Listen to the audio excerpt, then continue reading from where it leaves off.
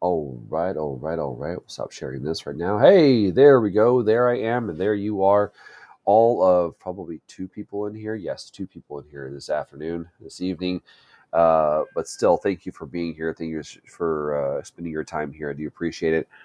Um, I am broadcasting on YouTube, on DLive, Pilled, and as soon as I'm able to, I will be on Rumble, um, uh, BitChute, Odyssey, everywhere else, Rockfin, everywhere else, because um, I tend to think those platforms have um, a little bit more uh, flexibility in their thought. Let's put it that way. And I'm not one to sit back and go, oh well, I guess this is the way everybody's thinking, so I should just go ahead and think this way. No, not that way at all. And there is quite a delay between Foxhole and or Pill.net and Restream. There's a good minute. That's unfortunate. I hope it's not that bad on the other platforms right now on DLive and YouTube. But more specifically, for anybody who is on stepping in on YouTube, I just walked in tomorrow. Going to lose a second anyway. Okay, okay. Well, that doesn't help me at all. But thank you. That's fine. That's fine, Sammy. That's fine. I don't expect a lot of people to be here because a lot of people don't want to have different perspectives on certain things. They don't want to have different views on certain things. It's a difficult process to go through that, which is fine. You know, everybody's on their own channel, on their own path, doing their own thing. But this information I'll be sharing is not safe for YouTube, so I'll be shutting off YouTube here in a little bit.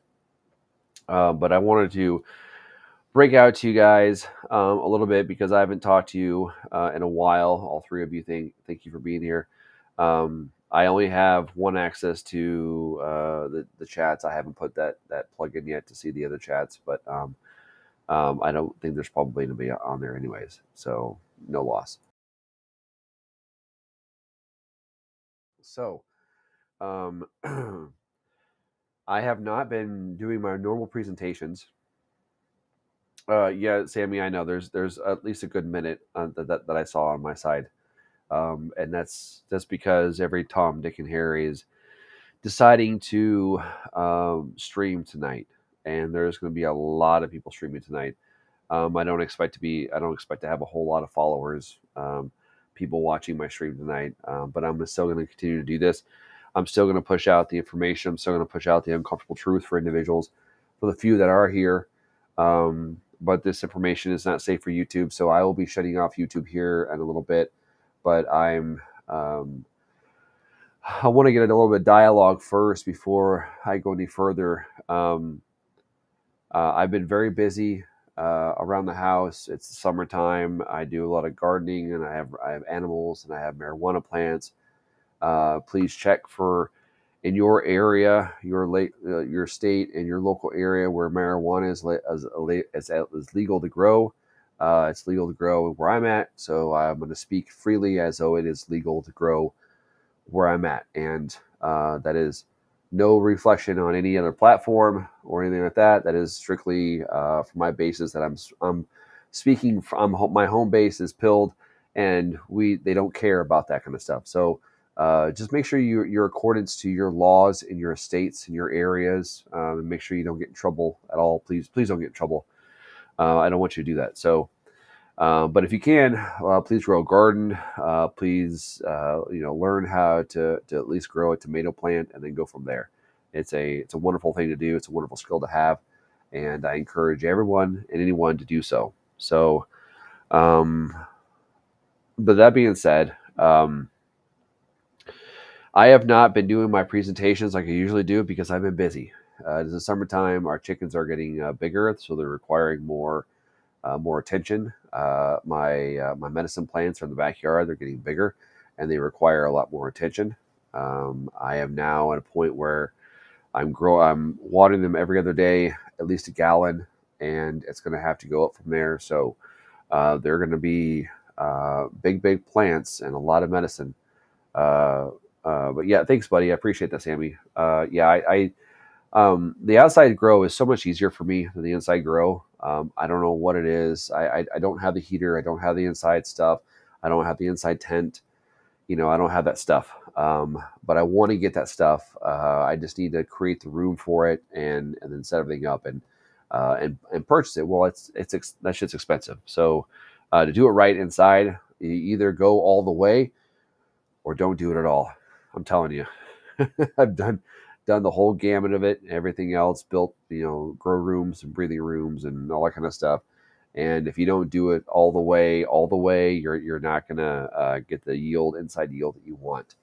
The best lighting, you can spend $1,000 on a light and hood system, and you're still not going to get the same frequencies that you would if it was outside when Mother Nature doing its thing. So again, check your local laws to make sure if you can do that kind of stuff. I don't want you guys doing something that's I'm not forcing you guys to do anything illegal. I want you guys to grow what you can, where you can, and when you can. Let's put it that way. So, but anyways, tonight's broadcast is going to be a little bit different. The reason why, like I said before, the reason why I haven't doing my 140 point PowerPoint presentations is because I've been very busy, and I just got over almost a month long sinus infection. So I'm trying to recover from that. And if anybody's had one of those, they suck. They suck so bad.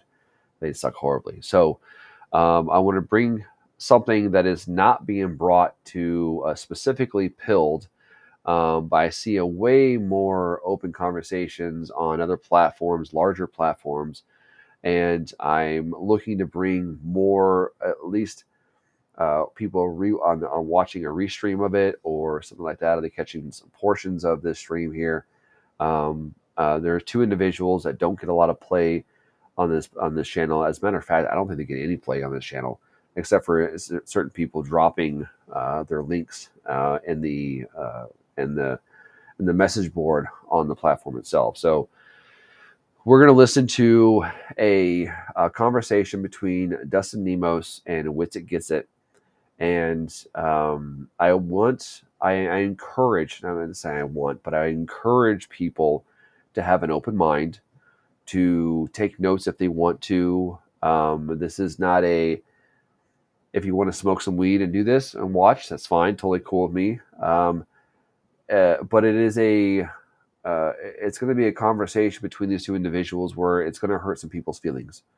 And I'm just giving you a forewarning. Like I said before I start the video, I'm actually going to shut off YouTube.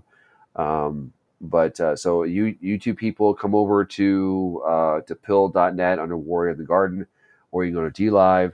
Unfortunately, I'm on X because I have to pay for a subscription in order to stream live from there now. But if you want to come over to pill.net, set up an account real quick. You don't even really have to set up an account. You can just come over and look for Warrior of the Garden. But if you want to chat, that's when you have to set up an account. You can come and watch for free. But by all means, if you want to, please do so, because because YouTube will delete everything that I have, and I pay money to watch a lot of shit on there for no commercials. And but anyways, popping you love and send prayers. Thanks, AFB. I appreciate that. Appreciate it. So without further ado, please just keep your mind open. Please, when you're coming in, welcome. First of all, welcome everybody. Everyone is welcome, despite the gatekeepers, despite the hate and all that kind of stuff. Everyone is welcome. I keep saying that. It's true for every single one of my streams. But if you want to do any kind of interaction, it's going to be over here on pill.net. I don't have anything else set up for the DLive or other places I'm streaming. So it's all being done here on Pill right now. So, yeah, please keep it in mind. Take notes if you want to. I encourage you to, because this may jostle some things loose or around in your brain where you're like, oh, I'm going to go look over here. I'm going to go look over there. That's a whole part of this is having different perspectives, but also for you as an individual to go on your own journey and find the truth where it lies. No matter where it goes, you just find the truth for what it is. And that's where I've been trying to go for with a long time. But people like to tell you that you're a fucking idiot and you're gay, and what you say means nothing and everything else. And I'm like, that's a way to join a movement, right? Is to name call and talk to somebody like they're on fucking Twitter. People are idiots. But anyways, those people are also welcome for my tomorrow show with his open dojo, and the master will be stepping on the mat, and anybody who's welcome to come on the mat and into my dojo and speak their mind as they so fit, and a very respectful and a very not aggressive manner. It's going to be if you've got information to show or tell or whatever it is, please come correct. Please be respectful, and I will treat you with the equal amount of respect that I give. So, and if I don't if I don't get any respect at all, well then I'll just light your face on fire. Not literally, but figuratively, with my words. So, with that being said, without further ado, let me go ahead and cut off YouTube real quick. All right, so the six people over on YouTube. So, on people on YouTube, please come over to pill.net. Look for Warrior in the Garden, and I'm a little guy meditating on the edge of a pond, and you can see my reflection as a samurai. And so it's pretty easy to figure that out. So I'm going to go ahead and cut you off. 3, 2, 1, and there you go. All right. So now we can talk with the big boys, and we can talk honestly here. So at least where I'm at on Pilled, and I'm pretty sure people who've been around platforms for a long time have figured out there's very few narratives of approach or narratives of thought that are even allowed onto the platform itself, especially those who deem themselves to be gatekeepers and pill, as I call them, pilled Tifa individuals, and this is a direct attack, not really attack, but this is a direct punch in the face, punch in the throat to those individuals, because I'm bringing different points of view so people can make the decisions for themselves. I'm not just telling people what they should believe and what they should think. That's forcing your will upon people, and I don't believe it's a right thing to do. And I know most of the gatekeepers here in Pill, they don't understand that. So if you want to have a conversation with me, man the fuck up, and come on tomorrow evening, same time, 8 o'clock Central Time, 9 o'clock Eastern, and have a conversation with me. And the chat link will be in the chat. I'll even drop it in the show card as well, so anybody out there can have a nice long conversation with me. And I'm not serious. I'm serious. I mean, we can go 15 minutes or we can go 5 hours. I've done both with people, okay, and I have no problem doing that. I love those long conversations because that's when you really get into the nice and deep, dirty, dingy, shit of people's thoughts. That's where you really find out who people are. But I don't think a lot of the gatekeepers here in Pilled want to know who they really don't want their followers knowing who they really are. It's because it's all fake and gay. But anyways, the day when someone thinks they know everything is the first day they begin to die at a rapid pace. Yeah, I don't know everything, and I'm the first person to admit it, GZ, and you know that as well. I'm the first person to humble myself and say, "Hey, I don't know this. Please teach me," as I'm a 5-year-old. But that's the thing, though, is I believe that everyone has something to offer. I've said this in chat, in open forum chat. Everyone's voice is important. Everyone's voice is equally important as the next person. But there's not a lot of people on this platform who allow that to flourish and to give them a space to do that. I do, okay? Because I think your voice is important. I think my voice is important. I think the person over there, I think the haters, I think the Pill Tifa people, I think all their voices are important. As long as we come to a mutual respect for each other, just because of mutual respect for a human fucking being. Simple as that, okay? And there's not a lot of that going on around nowadays. I hate to be honest, super honest about it, but it's true. So that being said, I'm going to go ahead and get this going here. And entire screen, I think I want to share.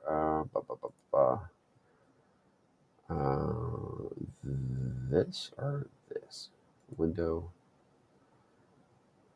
I need to share the entire tab. Share. Let's see if this works here.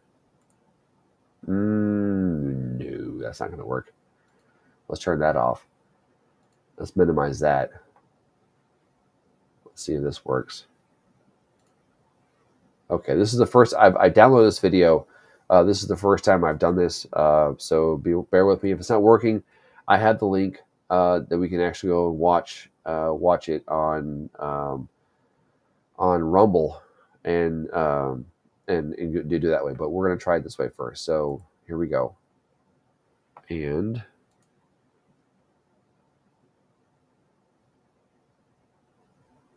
I don't hear any sound. Hold on a second, guys. Oh, here we go. Yep. All right, enjoy. I'll be in the chat.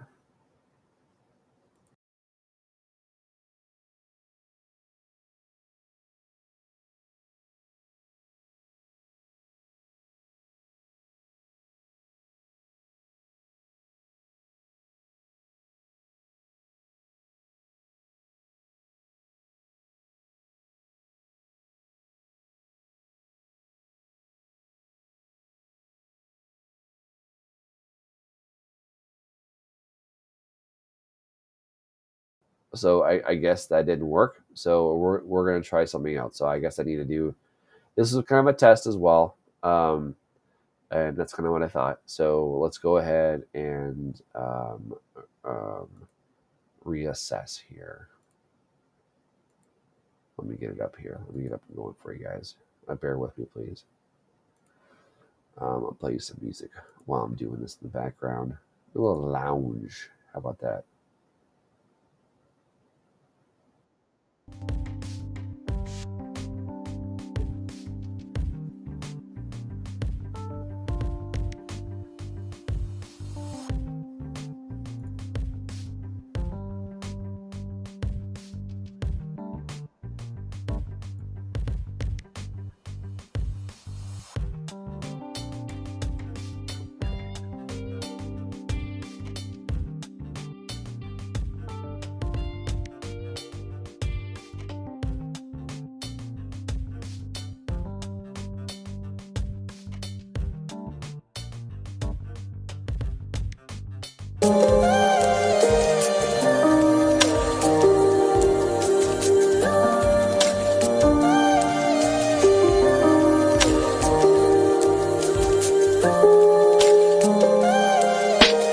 Geopolitically, we in a field that's for Israel.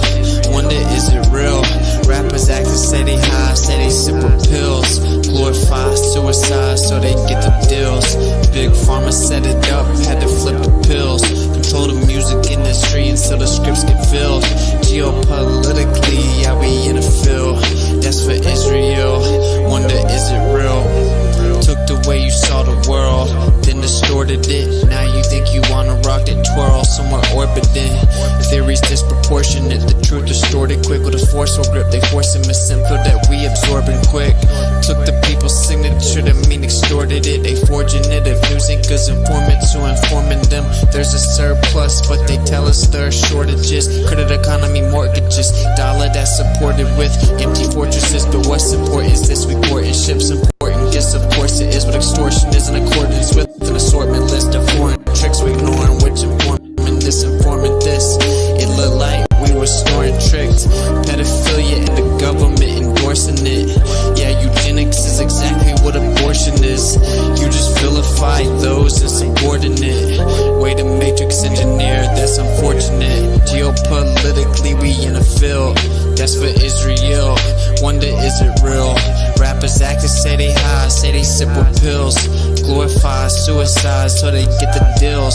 Big Pharma set it up just to flip the pills. Control the music industry until the scripts get filled.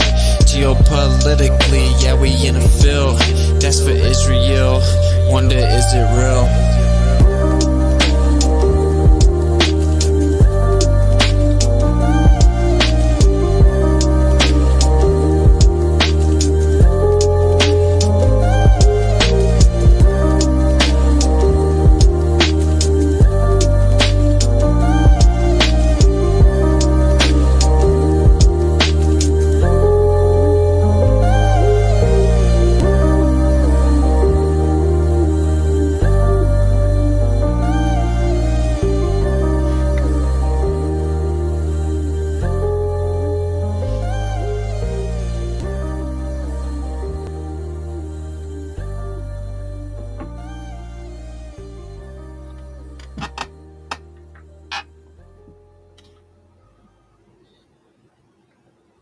Trojan Trump lied, people died. Vax daddy bribes, discernment heights.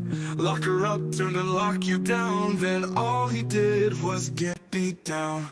The son of perdition, man of sin, says anything it takes to win. Said take the jab, you'll be glad as the whole world enters sad. King of the false Jews, crown Messiah, synagogue of Satan liars. Truth in disguise, leader lies, false messiahs rise.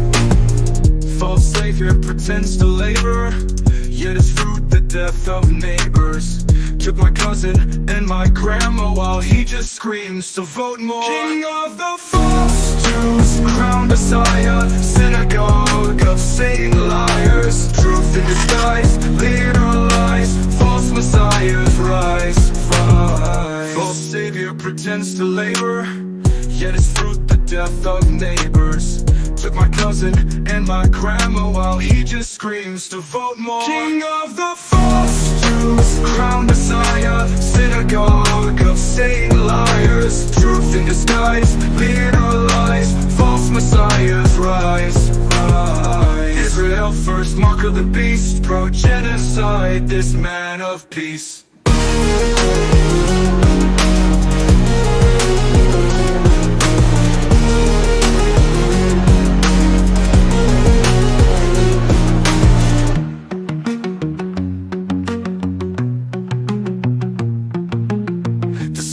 Perdition, man of sin, says anything it takes to win. Said take the jab, you'll be glad as the whole world enters sad. King of the false Jews, crown Messiah, synagogue of Satan liars. Truth in disguise, leader lies, false messiahs rise. False savior pretends to labor, yet his fruit the death of neighbors. Took my cousin and my grandma while he just screams to vote more. Israel first, mark of the beast, pro-genocide, this man of peace.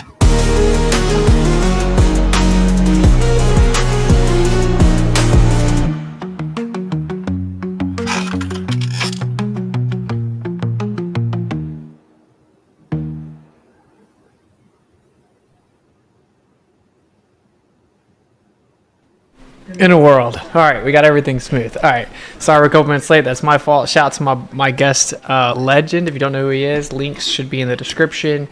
I'll give you guys the lowdown real quick. People are going to get triggered. I don't care. That's why I'm doing the stream. Extremely important. If you're not familiar with the guest, you should get familiar with them. We are going to completely stream on all platforms. I'm going to immediately be pulling it off of YouTube. For obvious reasons. You can then find it on Rumble, Rockfin, X, and Kick if they keep it up. Who knows? So there's that. Thanks for tuning in. If you want to support the stream or have any questions relevant to the stream, there's a donation link in the chat. And I think I have monetization back. I don't know. But whatever. So there's that. Without further ado, we're going to get right into it. Obviously, that song was a banger. So I figured we started out that way. But all right, cool. Let me go ahead and introduce the guest. Dustin Nemos. Thanks for jumping on, brother. Yeah, man. So people that aren't familiar with you, you've been doing this for a while. If you want to tell them a little bit about who you are, in case they are unfamiliar.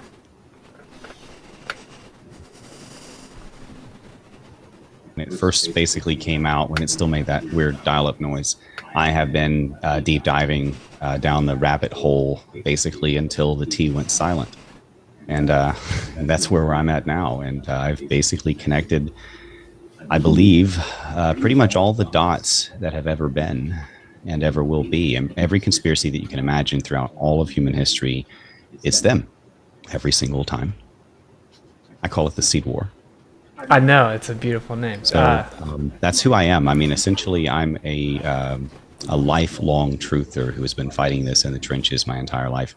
It started briefly just trying to help my grandparents get over cancer and some of the big pharma poisons and glyphosate, and back in the Monsanto era when we were learning about how evil big pharma could really be. And through the anti-vax movement and all the way up through pretty much every conspiracy you can imagine, in 2017, I started a YouTube channel, went huge, and never looked back and got censored, banned, debanked, never debunked, demonetized, raged against by all the fake news. They started putting me in documentaries and coming at me from every continent, just about on this flat world. And that's where I'm at now. I'm basically at I set my office up at the end of the rabbit hole, and I'm one of those really censored people that's hard to find now. Nice, man. And yeah, Rob Skiba referred to it as the Seed War too. So yeah, I think this is a heavy topic for some people, man. But I'll also say you recently did a debate with Adam Green, and if anyone has not seen that, you should check it out. It was on Debatism. That's Jaron's channel. So just look it up. I mean, I know it's not on YouTube, but look it up anywhere else, on Jaron Rockfin, on BitChute, etc. And I mean, anyone that's being honest would just have to say you absolutely destroyed him in that debate. And actually, from my observation, with a singular rebuttal, that he was misusing the word Jew over and over without properly accounting for the fact that they took the actual proper terminology out of the Bible, replaced it with Jew very selectively. So yeah, go check that out to get an idea of a lot of the topics. But all right, so Yahweh. Yeah, man. Yeah, you're good at debating. I've seen you debate a few topics. So links to I learned a lot links to watching check- you, by the way. But Nice. I Thank mean, you, man. you're the master when it comes to debating flat Earth. I'm debating a lot of different topics, and I'm holding my own by standing on God's word. And that's good, man. That's actually kind of what I want. I want to branch out to other topics as well. I think debate is very important. It's very important. If both people go in there honestly, you can learn more about a subject in an hour than by yourself in 10. So tonight's stream is going to be about Trump being exposed, and so there's so much here, right? I mean, there's no way we can cover it all in this stream. But I had Dustin on because I wanted to just swing for the fence the first time. I told people, all right, everyone keeps telling me to stay in my lane, stop talking about Trump. We want to hear you talk about the earth and not politics. And I'm like, okay, there's only one logical thing to do, which is to completely double down on exposing Trump. So that's where we are. And I'm like, do I hold their hands? I made a couple videos where I'm holding their hands, and I'm like, nah, let's just lay it out there. So quickly, I will say I did an Is Trump the Antichrist stream a few years ago. I've not been falling for Trump for a while, but for all the people that are going to spiral, I will say this as well. Yeah. And then I'm going to kind of let you take it where we take it. But I knew about the Q thing 2016. I did all the research 2016. Me and my friend researched around the clock QAnon 2016, and it seemed super real. We were super pumped. We were like, oh, Trump's calling out the Federal Reserve. He's going to put Hillary in jail. All this stuff. I mean, I am a Q veteran. So for the people pretending I just don't understand, I could debate it and defend it probably better than all these people. I was here since the beginning. I was debating on behalf of Trump, defending Trump. I drank the Kool-Aid for like a year. So I know all about it. And yeah, like if you want to maybe give your take on that real fast, like obviously there's the normie Trump position, and then there's the QAnon white hats in the military are saving us on behalf of Trump. Trump's a savior. The military approached him, blah, blah, blah. And it's very similar to Operation Trust from the Bolsheviks. But yeah, kind of what's your take on the Q thing? Well, I can basically say I helped build Trump. I was what the media literally kept calling me, the king of QAnon. I was one of those people who adopted it very early before folks had heard about it and began to defend what was clearly a connection to Trump, which I still believe. We still have all that evidence that they're connected. I believe they've betrayed us now, Trojan Trump and Operation Trust, essentially. But they're real, and that connection's real, and the embarrassment is Trump's, if there is any embarrassment. But I absolutely supported and defended it day in, day out in the trenches, 17-hour days, basically, until I had a heart attack. And then I had my 3 children. I've slowed down a little bit now. But I was off the Trump train at the very same day he began to promote boosters. I could no longer find a logical reason to defend him. And then digging deeper, I found out he was a Jew. So I connected the dots and began to go into his records and lineage and background and buildings and symbolism and faked family lineage, all sorts of things. And it's the same as every other time. They always control all of them. And he's not just a Jew, he is their king and Messiah. So I was a big pro-Trump guy. I've heard it all. And as you say, I can defend it all. I've debated it all. And I basically led the pack until they turned on me. So let's start there, man. You say Trump's a Jew. So let's hear what you mean by that. Obviously, the mainstream take is that he's not Jewish, and there's a whole misidentification of even who Jews are, and they are infamously the name stealers. But what did you? I don't actually know too much about this part of it. What did you find? You said fake lineage and that he's a Jew. Do you want to kind of break that down? So his original lineage goes back to the name Drumpf, which is German, meaning world ruler, apparently. However, the mother's lineage, if you start to check his mother's lineage and then her parents' lineage on her mother's and father's side, there's a lot of repetitiveness and names repeating, and it doesn't make a lot of sense. It's almost like someone sort of just tried to make it look like something later after the fact. As we know, his mother was Mary, his cousin was John. There's a lot of Jesus similarities there. I wonder if that's real. Or his grandmother's maiden name was Christ. His father's middle name is Christ. Yeah. So I think that there is some forgeries or some fakeries going on there. It's been a while since I've read that article. I've got it at thesarahpayham.com. I'd have to pull it up and read back over the details. But as I remember it, it was in the mother's lineage that you find the fakery. So with that, I think there's a picture on there of his daughter having sort of a pre and then post operation nose sort of comparison image. I don't know if you've seen that with like the Laura Loomer before and after. Well, there's like one of that with Ivanka as well. It's a little bit less pronounced, but there's also images from his office that's out there on all sorts of official fake news publications having Mossad and Jewish imagery on his wall. So I could point to those as well. Nice. Okay. Yeah.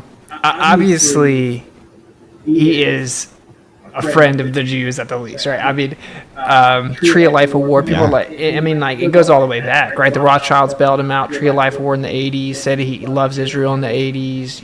Then you just go examine his penthouse on the 66th floor of Trump's tower. He has a literal angel stealing a woman against her will. A statue of that with Apollo on the ceiling, the Gnostic towers, as above, so below, mirrored. It's 100% esoteric Gnostic Satanism and Luciferianism all throughout the 66th floor. That's where he chose to put his penthouse in. So, that's funny. I didn't know about the statue there. That's where Jews come from. Yeah, let's just go ahead and let's just lay it out. Let's go. So give your take. Genesis 6, when the fallen angels raped human women and made monsters, made the giants, the Nephilim, which their bones are all over the world. We have megalithic structures built by giants all over the world with basically altars surrounded by baby bones and cone-shaped giant skulls and stuff. So these things are there all over the place. There's not only in every mythology, every continent, in every people's histories, if you go back far enough.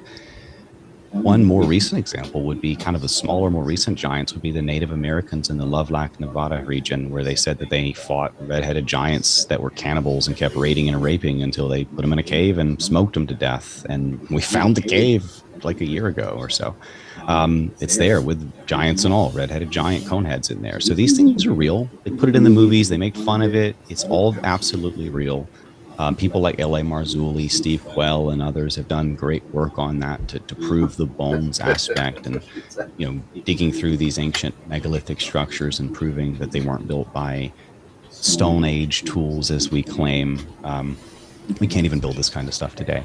So that genetics didn't completely die out. It's talked about throughout the Bible. They just got smaller. After the flood, you got little ones like Goliath. Before the flood, you had the Clash of the Titans at first, where they just kept growing and growing, and then they began to starve. And if that seems hard to believe, look at the modern liger. We have the same sort of example in a smaller microcosm with mixing a lion and a tiger, where this kitty just does not stop growing. It gets the size of a small tank, and it could probably eat 10 lions if it were ever to escape. It would go out into the wild, it would breed, they are fertile, and it would eventually consume and outcompete everything and then come for us. And that's what happened in the pre-flood world. All flesh was corrupted. Yeah. So I would imagine that the majority of the audience is familiar with giants and have fallen in that rabbit hole. If you haven't, you definitely should. I mean, there are newspaper articles from the early 1900s, even in America, talking about giants. Many Native American tribes talked about giants, typically red hair, giants, 6 fingers, 6 toes, 2 rows of teeth. It's a very common thing all over the world. And basically, what he is saying is the group currently identified as Jews are actually descendants of that bastardization of mankind. And that if you really soak that in, that would be the greatest deception ever. Right, because they just inverted it. They inverted it. Well, I mean, they can't be. They're the Jews, right? Well, nobody wants to be the bad guy. They say that we are Edom and Amalek, the main branch of Edom. I say they are. They have 0 evidences on their side. I have every form of evidence, including prophecies and fulfillments on mine. So some people call this Christian identity. I think that there are some flaws within that movement as a whole. But essentially, yes, the real lost tribes of Israel, multiple plural, that would become a multitude of nations and do all these specific prophecies, spread the word of God to every corner of the world, etc., and be great seafarers and all these other things that would need a land of milk and honey. Jews can't even digest it. So these things that just point toward only Europeans, and I can even point to, for example, they try to fake the Rothschilds for Balfour Declaration fulfillment of prophecy with 1948. That was not a fulfillment of any actual verse or prophecy. That was faking it. They just called their country Israel and killed a bunch of babies like we're seeing today. However, actual fulfillment of prophecies concerning getting those new lands would be in like Leviticus 26:18. Do the math. 1776, America.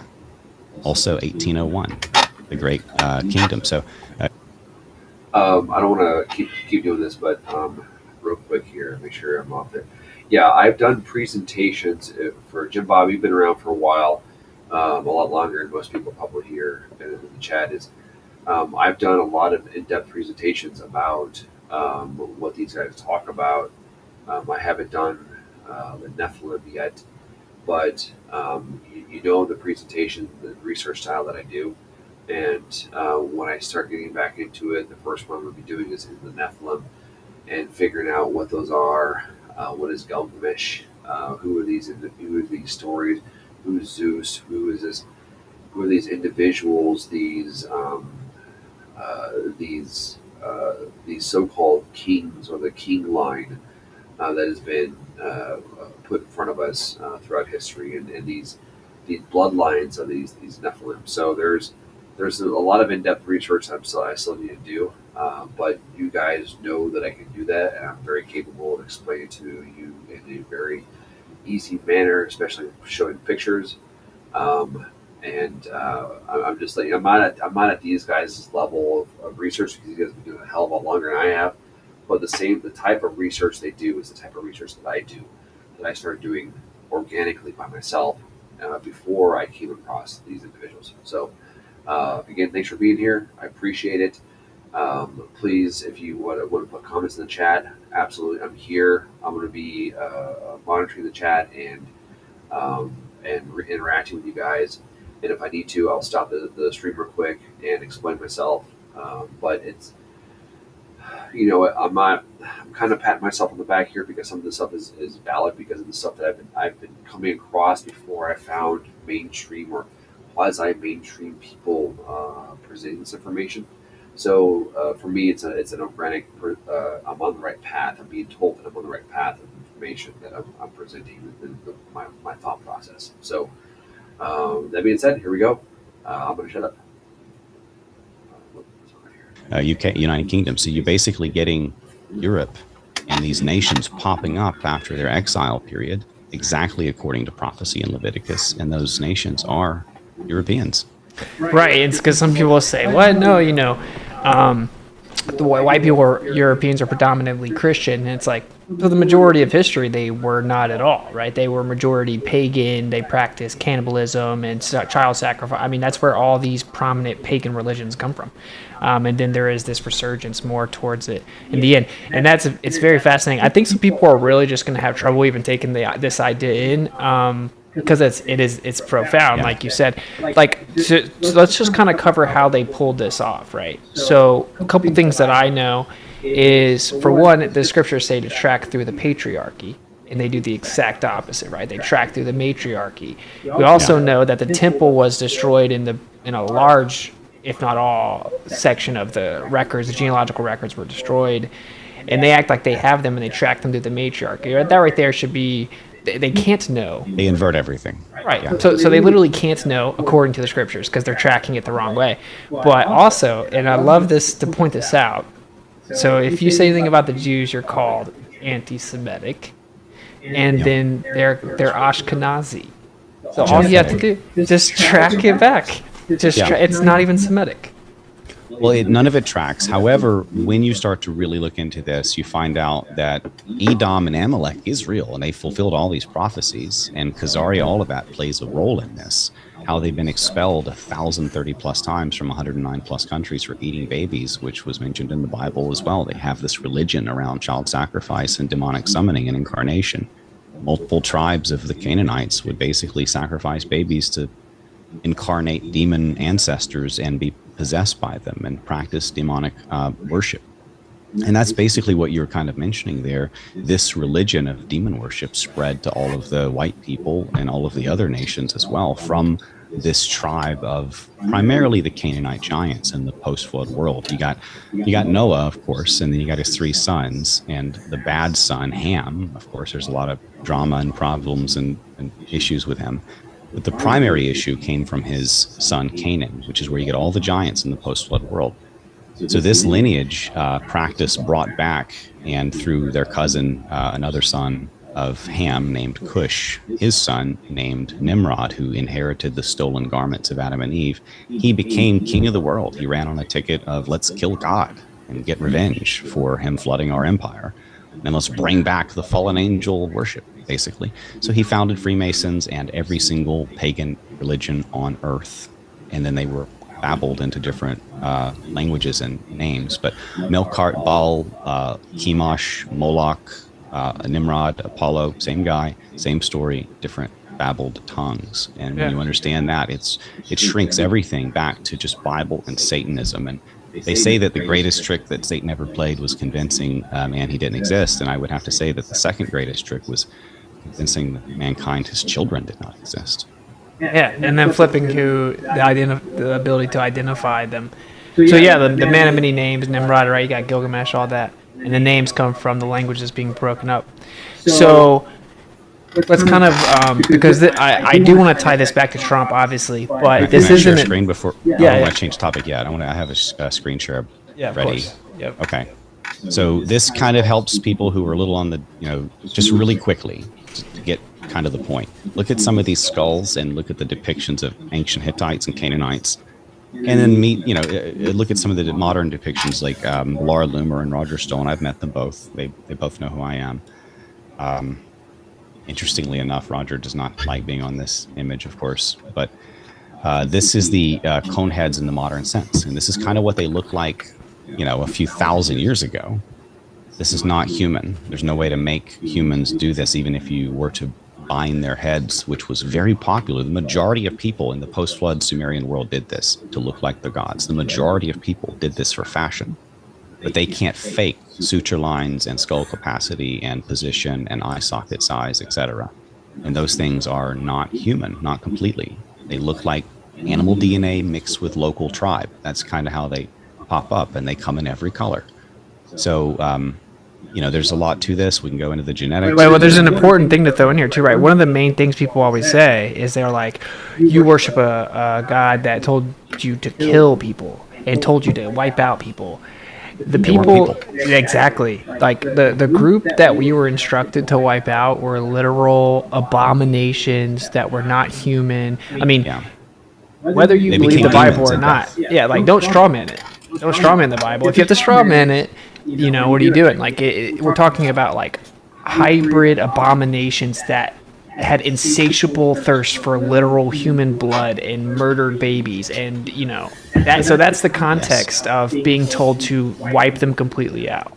And if you don't know that, God seems like a bully when he says leave nothing alive, end quote, of entire tribes, including man, woman, and child, and in some cases animals and plants, everything, because they're experimenting with the genetics. They're making the GMO stuff. They're making monsters. They're creating Nephilim, and a demon which popped up pretty much after the flood for the most part. When they all died off, they weren't there at first, but later on they're being cast into pigs left and right. A demon is nothing but a dead Jew, or a dead Nephilim, or a dead mutant, a dead Canaanite, basically. And then you have disembodied spirits. And so, like, and also, obviously, this is low-hanging fruit for most people. Like, really think about what's going on. There is a literal war against people, right? They poison your food, they poison your water, they poison the air. You can't find real food almost anymore, right? Like, if you're not getting a local supply of food or growing your own food at this point, you're not even eating real food. Everything's poisoned. We're flooded with radiation. Like, it is a very tactically engineered attack on man, and this should make it make sense to you, right? Because in one hand, you're like, wait, why would people want to kill people? Like, why would you? Wouldn't that hurt you? Like, what are you doing? No, they're different. There's a group of people that are different, and if that's the case, everything starts to make sense, does it not? And we're talking about a group of people that are currently protesting in the form of demanding the right to rape non-Jews, quote unquote. Yeah, it's so much worse than just raping people with sticks and such as well. I mean, historically, they would saw people in half while they were alive. They would tie ropes around women's ankles and pull them down on stakes after raping them, or crucify them alive after raping them, like in the Armenian genocide.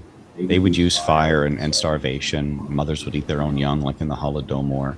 Cannibalism, like in the Chinese Jewish-led. But Mao was the sort of, figurehead. The Jews were his puppet masters. But they were doing something called flesh banquets, where they were engaging in cannibalism and such. And of course, they brought the famine that brought that on. So you see this again and again and again, this evil. And today, it's not even just the rape. They were weeks ago in the news once again, not mainstream news, but and this is common. This has happened many times in the past. This is a theme, not just a one-off, where they are wearing T-shirts of their baby kills and bragging about it. They have chat rooms dedicated to, like, I killed a baby, haha, basically. And this is something that they not just brag about, but they send videos to their own children on social media, like, look, baby, I killed another one for you, type thing. And their children write hearts on the bombs that they will later drop. Nikki Haley wrote hearts or whatever. She wrote a message on one of these bombs that they were about to drop on so-called terrorists, which are basically just children's tents. I mean, it's not even effective. It's wasteful to drop a bomb on a child's tent. And this, of course, we're paying for it. And of course, there was white phosphorus in the background of that photo as she did that, which is an international, violation of a war crime. And she didn't care. She didn't even notice. This is where it gets so crazy, right? So, for those who don't know the reference, and you try to avoid too many gruesome details, but literally right now, mainstream news is that there was a guy that took a Palestinian soldier captive. They were captive. He was raping them to death. And even the IDF, like the Israeli military, was like, this is too much. We have to arrest him. They arrest him, and then people start violently protesting, demanding he be freed because he was abiding by Jewish law, meaning Talmudic law, that non-Jews aren't considered humans. There aren't the same type of regulations regarding something like that.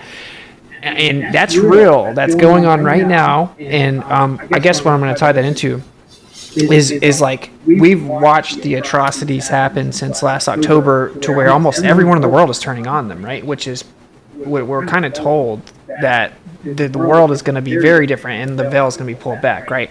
So this is what's so crazy, and this is why I think Trump is so important. How in the world do people sit back and watch this for a year? It'll be a year, over a year by the time there's elections, right? How do people watch these atrocities and then still be pro-Israel? How could that possibly happen? And it seems like the only way they can pull that off is with Trump.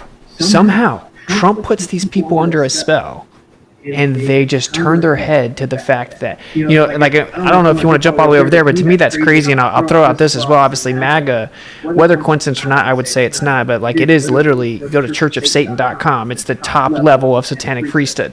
Literally the fifth degree. Yeah, MAGA or Magi, fifth degree. And then it's in Latin. It means magician, sorcerer, poisoner. It means poisoner. So I'm curious what you think about kind of that. Or I don't want to skip things that you think might be important, but I think that he is an extension of this lie that they are God's chosen people, and that lie has allowed them to, in 2 generations, infiltrate the entire west of Christianity, the most powerful nations on earth. And within those 2 generations, we are now being poisoned and extincted and replaced at wholesale rates, and completely have no representation left in our own countries. And our children are being raped without any justice. The rapists and murderers, in some cases, get out on bail. If they're Jewish, I mean, they don't even get that. So the level of evil against us is almost at like annihilation, extinct level. And we're halfway, at this point, I would say roughly halfway infertile because of the vax as well. So what's left, which is like 5 to 8% of the world population, is half fertile, and a lot of it's aging out in terms of boomers and such. There's a glut in the population. So they have us where they want us, and their world plan has always been to kill off and replace all of the children of Shem. And basically they want to kill off all the white people and rule over the yellow, brown minions. It's kind of like the Minions movie. You have this Jew running around with a bunch of like little girls and yellow soldiers. I would like that's a good thing to kind of hone in on for people. I have a pretty diligent audience, to understand kind of how they pulled it off. Obviously, a lot of people, the surface level is like, oh, Schofield Bible, Israel's blessed, First Bible with commentary, talk about, oh, you have to do whatever Israel says, and then it pretended that Israel would be prophesied a physical state, and all that's just a huge deception. Obviously, you can track that back. It goes to Darby, it goes to all of these like Jewish, crypto-Jewish, Jesuit connections. That's a big part of it, but like a really big part that I didn't even know until recently is the Jew part. It's the taking out the word that should mean Israel, Judah, Judean, and then putting in the word Jew tactically, and then people read it with the modern connotation of Jew, and then give them a free pass. That right there, that one trick is what did it all. That does it all. They barely had to do this. They barely had to change the Bible. There are a few changes, but about 1,500, almost 1,500 years after Jesus, the word Jew was injected into the Bibles. At the same time, the Masoretic edition, the so-called Hebrew Masoretic, the Jewish Masoretic editions, were like the KJV and the rest of them, which it's better than most, but they're all basically flawed. And they all took out God's name, Yahweh, over 6,000 times, and they put in Jew at the same time. And that's your first hint, but it actually goes back to like the actual context and history under a guy named John Hyrcanus I, who was a king of the actual biblical Judahites, which was spelled with a Y back then, Yahudim, Judahites. He was king of Judea, so he was king of the bloodline, from the bloodline, and king of the nation, which became multicultural later. So Judea had other peoples come into them, and this king conquered the Edomites, which at that time were called the Idumeans. And he invited them in, said, follow our law, and you'll be like us. They killed his son. With Rome's help, they replaced him as king and with the high priest. So they took over the priesthood with Caiaphas the Jew, an Idumean. And then, of course, he, with Roman hate speech laws and soldier enforcers, killed Jesus. And they took over the kingship, Herod. And, of course, this Idumean killed all of those little babies to try to stop Jesus. So this is who they are. It's who they've always been. And Jesus came constantly rebuking this one particular group. And he wasn't like he was kind to most people, but with this group, he was mocking, ignoring, rebuking, debating in some cases, calling them of your father the devil, a generation of vipers, synagogue of Satan, repeatedly. Where I go, you cannot follow. Every plant not planted by my father will be thrown in the fire. the tares are not like the wheats, although they look the same. But at the end, they'll be thrown in the fire by the angels, etc. So there's all of these specific things from Jesus, who is not kind to them at all, that are consistent with the message of leave nothing alive of this group of people, which are the tribes of the demons across the flood, the post-flood demons. And obviously By the people time will of say, Jesus, they looked human, though. They were small enough to blend in at that time. right. And obviously people will say, like, this is a super dehumanizing position, and make sure you're right, basically, right? Like if this is the position, it's literal dehumanization, and you would want to make sure you're right about the people. And so I definitely encourage people to research it, but the whole story falls apart, bro. I mean, like I said, it's not even Semitic, it's Japhetic. It's very obvious, and just look at their actions. But obviously the mainstream take is they're God's chosen people, Yah's chosen people, and that they fell away, and that they've fallen away or whatever. But you mentioned that they took out the Creator's name, and you say Yahweh. I think it is Yahweh or Yahuwah. It doesn't matter pronunciation-wise. I don't know the answer, but I know it's not God. They say Hashem. They almost refuse to speak the name. That's why I was bringing this up, right? So they took the Creator's name out almost 7,000 times, and then they started messing with the word Jew. Obviously, and then you have Yeshua, you start getting the letter J, right? So you get Jesus, you get Jew. And they refuse to say the Creator's name. They literally refuse to say the Creator's name. So what's their excuse? What's such a powerful, holy name that no one should say it? What's the alternative explanation? They literally hate him. It's right? like a vampire. Like, have you seen the Bram Stoker's Dracula? Yeah. Like when he sees the cross, and he's like, and then it melts. Mm-hmm. It's kind of like that. It's like, it's like he has to come up with some quick cover story because you saw the demon show itself. And Right. it never makes any sense. But you don't want to call him on it because he might like kill you. Yeah, and they claim they whisper it to the next rabbi in the stream or whatever. But Yeah. yeah, that is crazy, bro. Like, they're literally scared of the name. They took the name out. I mean, this is serious. I do think this is an important context to understand the Trump thing. And when you get into their specific doctrines, they keep Talmud, not Torah. They always did. In fact, they go so far in avoiding Torah that they skip Isaiah 53. They go from 52 to 54 when they teach their own children. They curse in the Talmud anyone who calculates the 70 weeks prophecy of Daniel, which is a fulfilled prophecy by the Messiah, actual Messiah, Yeshua, because they don't want you to know that he was the Messiah. Right. So they're avoiding whole chunks and reading out of context and like just using parts of the Torah as it's efficient for them, as it's convenient for them. One day Hamas is Amalek because we need American bombs. The next day it's Rome because we don't want to offend you. We're in mixed company. And then in private, it's America. Get them. Poison their babies. That's basically how they work. Yeah, because obviously there's this growing sentiment that basically Adam Green represents, that this is all Jewish mysticism, it's all Jewish fairy tale, Jewish psyop, Jewish trick, all of it's fake, none of it's real, blah blah blah. And Adam Green obviously misses the mark on a lot of stuff, whereas he believes in like Big Bang cosmology, heliocentrism, potentially multiverse, evolution, all this, right? There are people that know there's a creator here that like think that way, though. They think it's like this Jewish trick, and that isn't actually the case. You need to keep looking into it, because you're going to find out that, okay, for example, they'll be like, well, you're talking about the Jews and you're talking about what they do wrong, but you still believe in the Jewish book and the Torah. It's like, dude, these people go so out of their way to not do what the Torah says that they like put a string of wire in New York City so they can claim they're still in their house.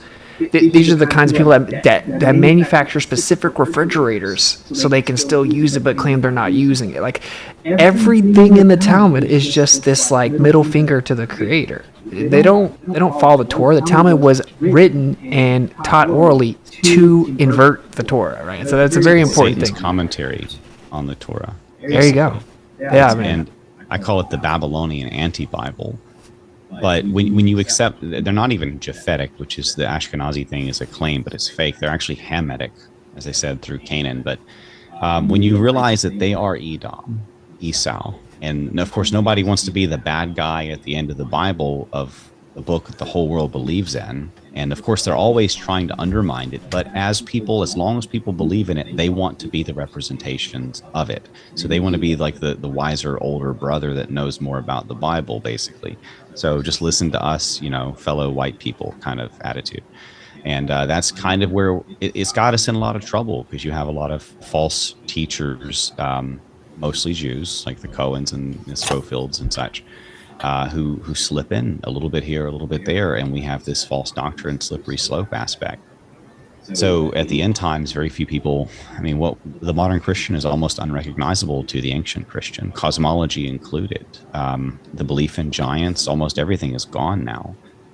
We don't keep the law anymore. That's a whole different topic, but they have never been loyal to the Torah. They've always been attempting to destroy it. They're behind the erasure of the old world, the destruction of the old world buildings. They're behind the great fires. They're behind the altered timelines, where they added 1,000 years. They're behind the Gnosticism. They're behind every secret society. Like Freemasonry is Judaism for non-Jews, basically. And they admit this in the newspapers and such. Jewish newspapers will say things like, if you take away Judaism from Freemasonry, what is left? That's a quote. And, they're sort of proud of it. Same symbols, otherwise, same story. Freemasons have a couple different names for Nimrod, like Hiram Abiff, and they talk in euphemisms about rebuilding the Temple of Solomon, but they really want to rebuild the Tower of Babel in the one world government. And that's where we're at now. But getting kind of into the Trump aspect a little bit, I guess,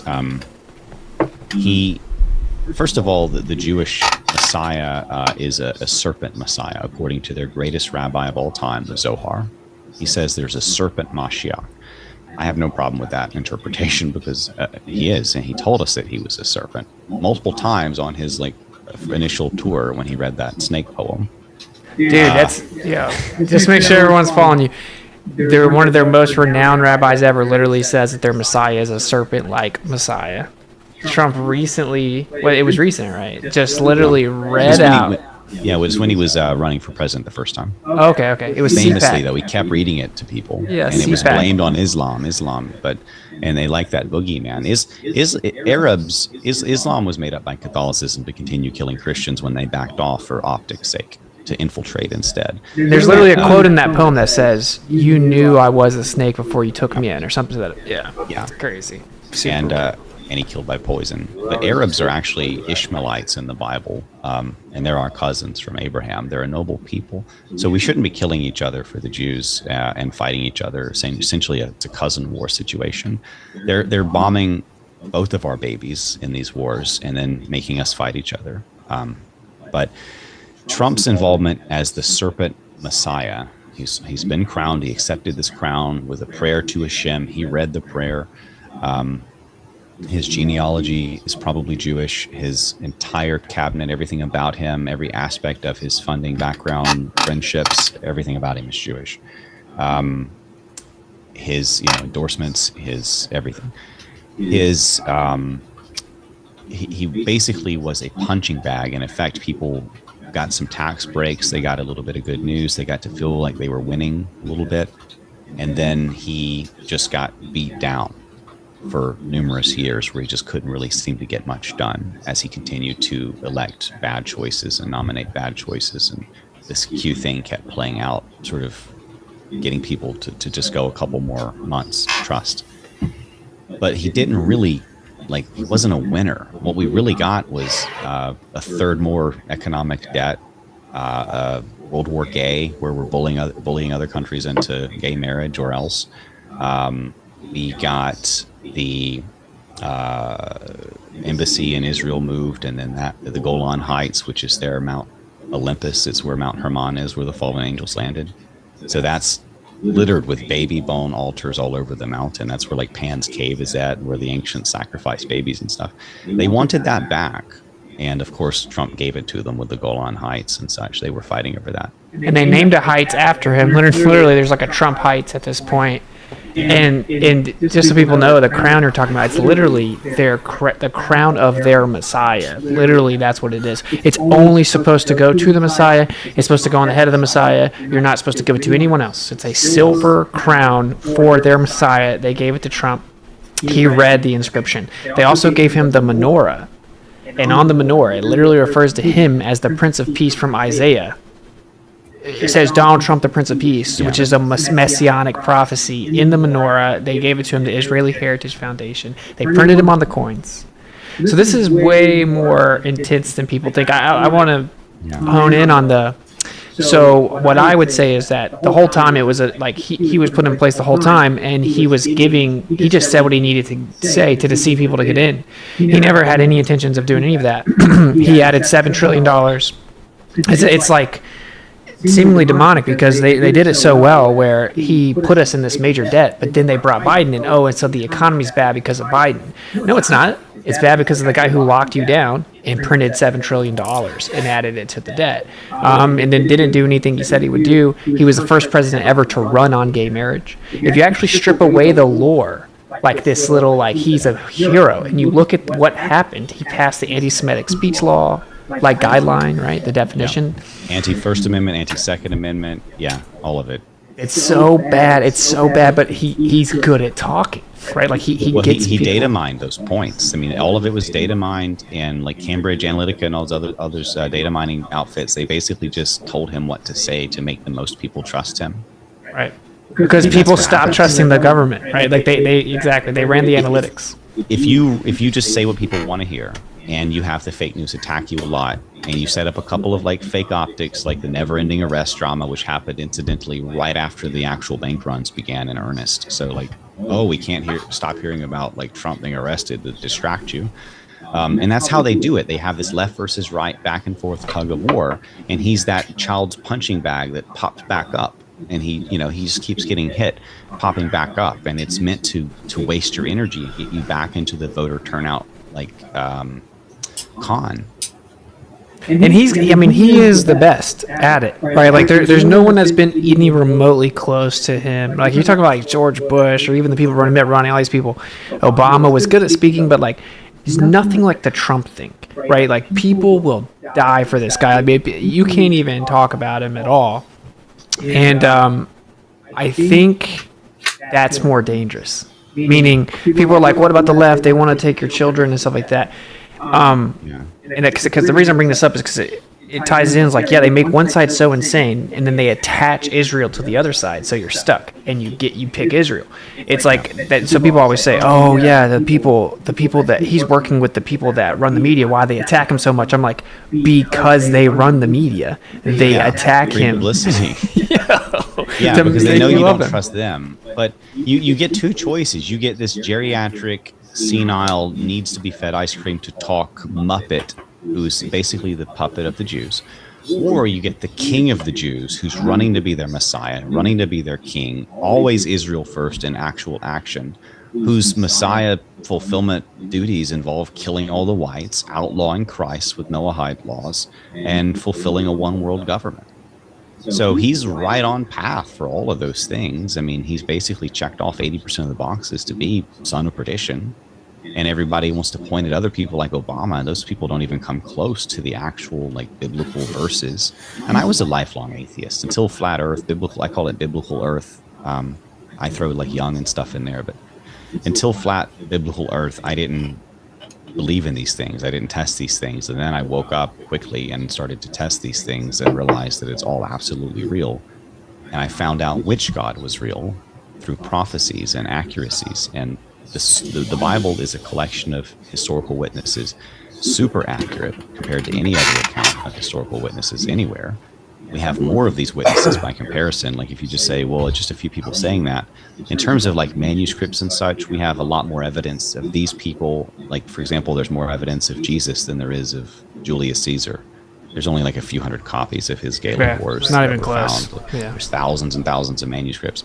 And these people died for this witness, this testimony. Most of the apostles died for it. Many of the prophets died for it. And many of the other heroes died for it. Jesus died for it.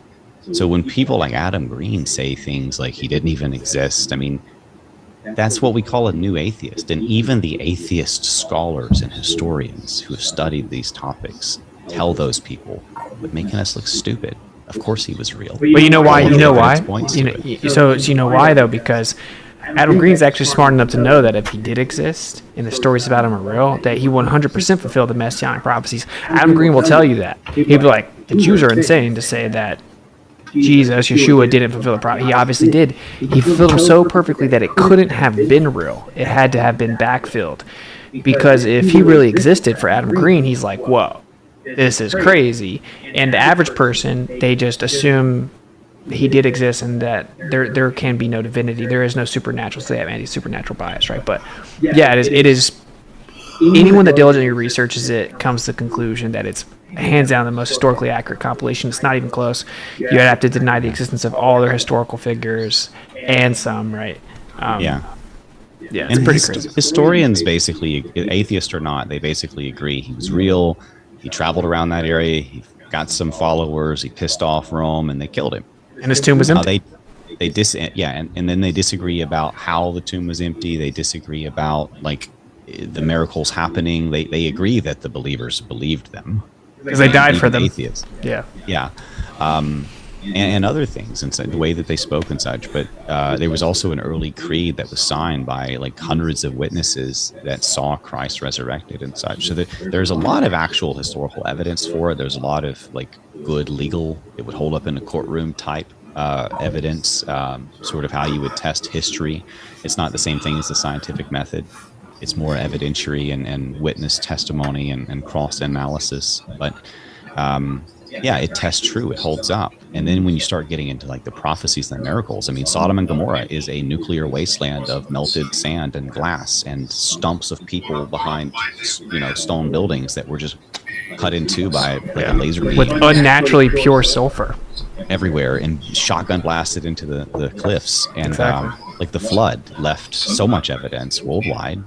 We have cities all across the coasts. I mean, if you go out to about 400 feet deep in the water on pretty much any coast in the world, you're going to find these underwater cities that look like, pyramids, Egypt, sphinxes, Anubis statues. The whole world, man. You just fly over to the Grand Canyon, bro. Fly over the West Coast. It's obviously there was a crazy flood. And people are making big deals about the buildings that they're digging up out of the mud and like the age of Tartaria and such and Mu and Lemuria and Atlantis. And all of that stuff is real. All the monsters and all these myths, it goes back to the Nephilim. Mm-hmm. I mean, all of these myths and legends and such, they ring true. And some things have turned to legend, and sometimes the details got a little fuzzy, but it all is basically Genesis retold. And I thought Genesis was a boring book when I was a kid. But now I think it's the most epic action novel of all time. Dude, I tell Kai that all the time. This would be the best movie ever made. How the fact that someone hasn't made a movie about what the Bible actually says shows you that they're like Satanists, because it's the best story The thing ever. is, if you think about it, every movie ever made basically is about the Bible, Yeah, but it's from the other team. exactly. But they always they make like in the pagan religions, they're the wisdom serpents, or they're the civilization heroes or bringers, or they're the gods who brought the fire and taught man, right? Prometheus figures. But in the Christian concept, they're the fallen angels that did bring us technology. But as we can prove, every religion on earth except Christianity was basically sacrificing baby blood in mass to get this technology. And they were teaching us abortion and sin and makeup and weapons and vanity and killing each other, and like they were trying to wipe us out and replace us. So they're not our friends, and yeah, they give technology, but what is the cost? Child's blood? Yeah, so that's why I have a take on the word God, actually. I say it for intents and purposes, like I say Jesus, right? Because I know the creator is way bigger than name and stuff, but God, I think, comes from literally Gadrael, and that's the fallen one of the fallen names, right? And then you have the Babylonian fortune, or Babylonian deity for fortune, being God, G-A-D, pronounced the same, and that's why it's on the back of our money. And so it's like, oh, in God we trust. Oh, we know that it's a Babylonian deity, and that all tracks back to the fallen. I think I don't want people to escape this stream without understanding the severity of it. So, I mean, if you want to, we can just hit them with it. It's intense, but I got infographics for all this. I've got articles, books, documentaries. I've been working on this for a while.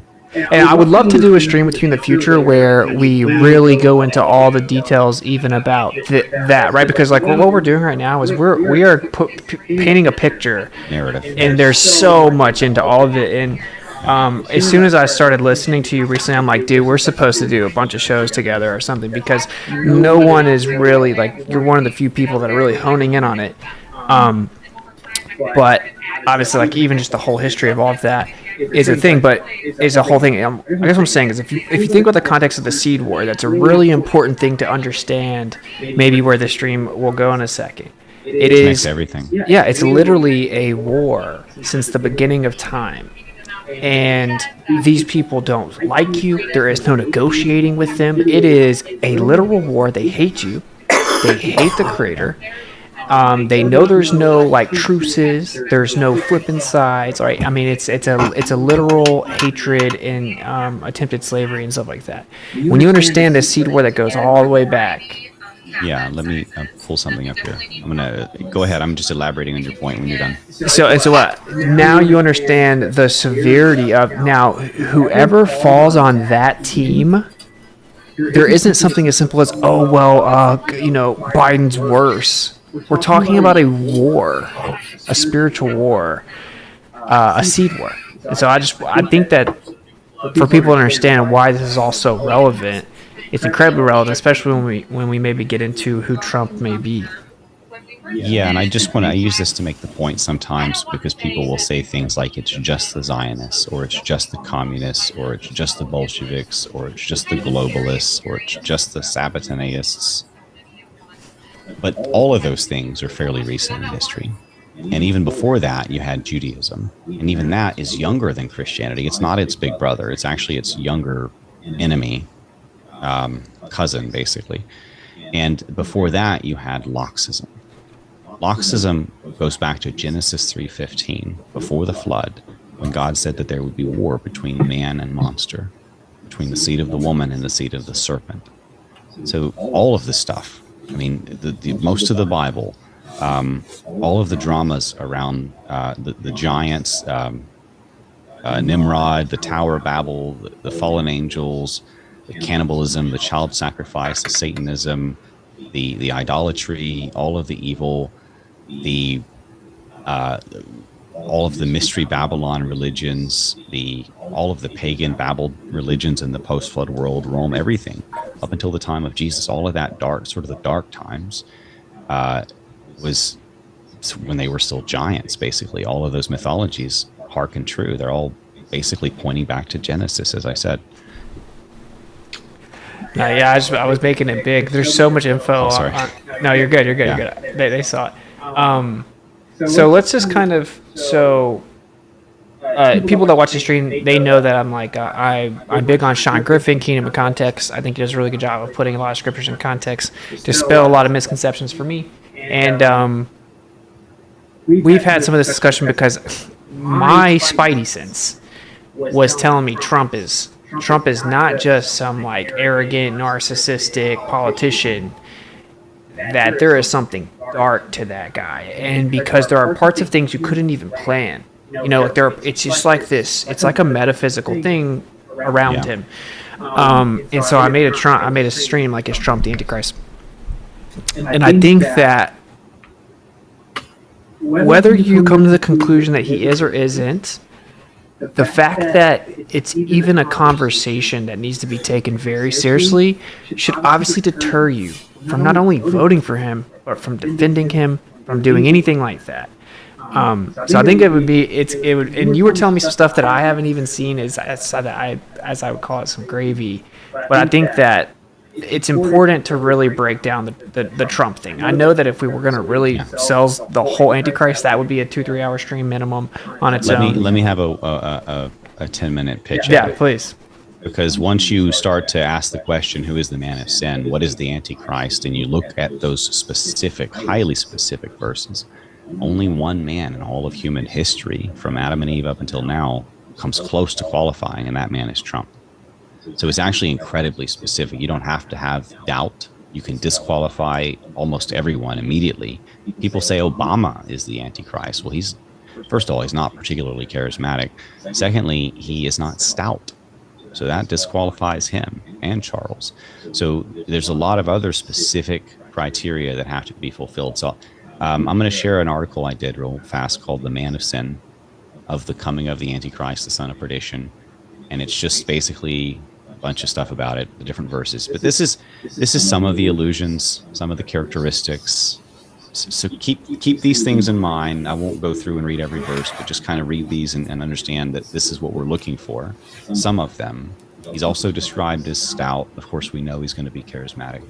So this is sort of good arrows to look for if you're just kind of disqualifying someone quickly, ballparking it.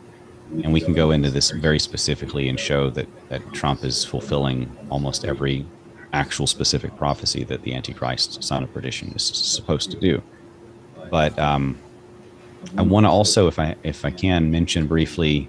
I talked to you about it, but Yeah, man, free reign, bro. You got full screen right now, and I'll go back and forth from you on the screen. But please lay it out. Okay. Then everybody, this is going to surprise and shock a lot of folks. Everybody knows about Operation Warp Speed. I call it War on the Seed. If you just drop those P's. And the reason I call it that is because if you look at the actual symbolism in Hebrew, and that Antakarana three-legged swastika thing, that's in Hindi, but everything else is in Hebrew here. 666, praise, a hand raised in praise, and the 13 lost tribes of Israel, including the double blessing of Joseph's kids, Manasseh and Ephraim. So you get 13 lost tribes of Israel, are all in this symbolically. So this official symbol of Operation Warp the Seed, or War on the Seed, includes all of the symbolism of a mark of the beast type. It's like they're trying to make it the mark of the beast. Maybe they just thought it was cool, right? Well, I looked at the Moderna patent 10703.789b2 from 2020, and it claims that the polynucleotide structures, this is like the guardians to your nucleus, the center of your cell, the holy of holies in your body, and we are the temple.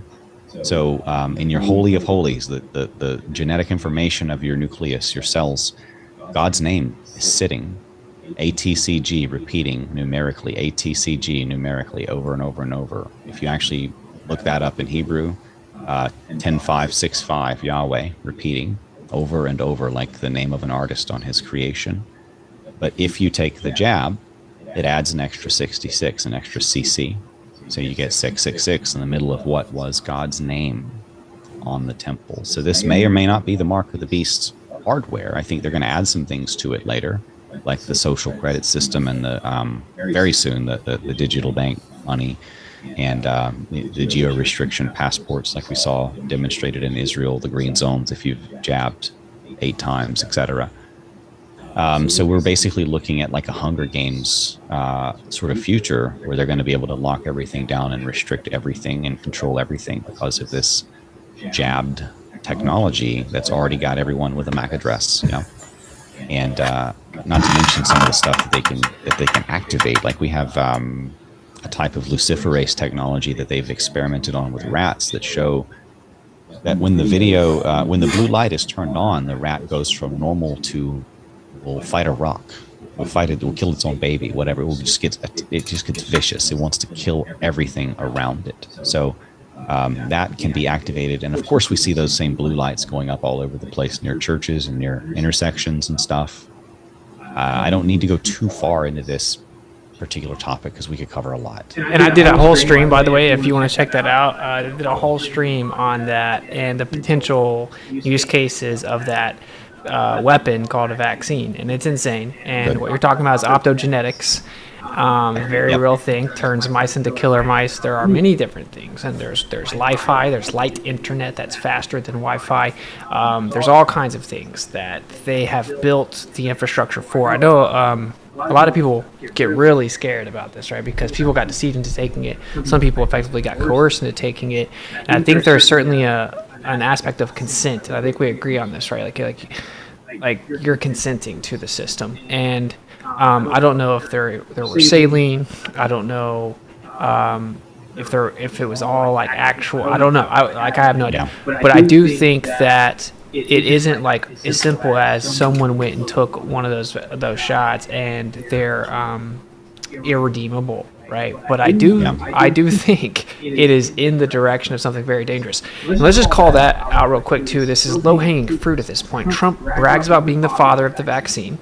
He says that he created all three of them, quote unquote. He put out a truth post in March bragging about how it can be used to reverse cancer. He's still bragging about it to this day. Candace Owens trying to give him a chance to walk it back. Yeah.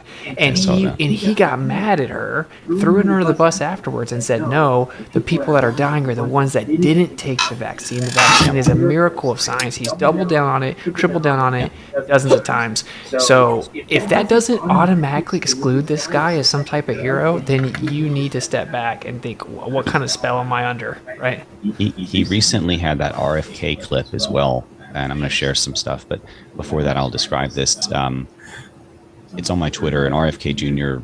apologized for this leaking out, basically. But it was Trump saying a bunch of different things, among them that he knew all along that babies were harmed by vaccines. He had seen it himself many times, and that RFK and him had talked about this in the past, and that he basically remembers that they had talked about it. So he's having this conversation like he's a total anti-vaxxer again, forgetting that I guess it's recorded, or didn't know that it was recorded. And then 8 weeks before that, almost 3 months before that, he was attacking RFK Jr. for the same thing. He was now agreeing with him privately over saying, "Oh, it hurts babies and stuff." Yeah. So that was an interesting clip as well. But I just made this as a compilation. There's a lot of stuff, obviously. Real fast. Let me add to that real fast. So Trump has now admitted on a leaked video that he knew the entire time. He supposedly started a vaccine coalition with the RFK, was going to put him in charge of it. He disbanded that immediately after receiving an insanely huge contribution from Big Pharma. That is literally what happened.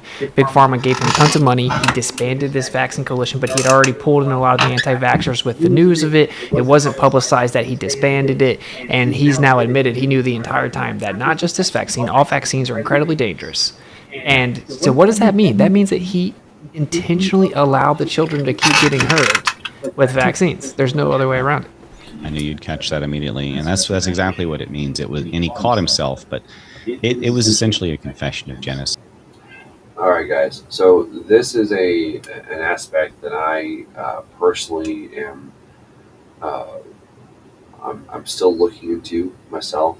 People have asked me, even PTPs asked me specifically, do I think Trump is the Antichrist? I don't know. 100% I don't know.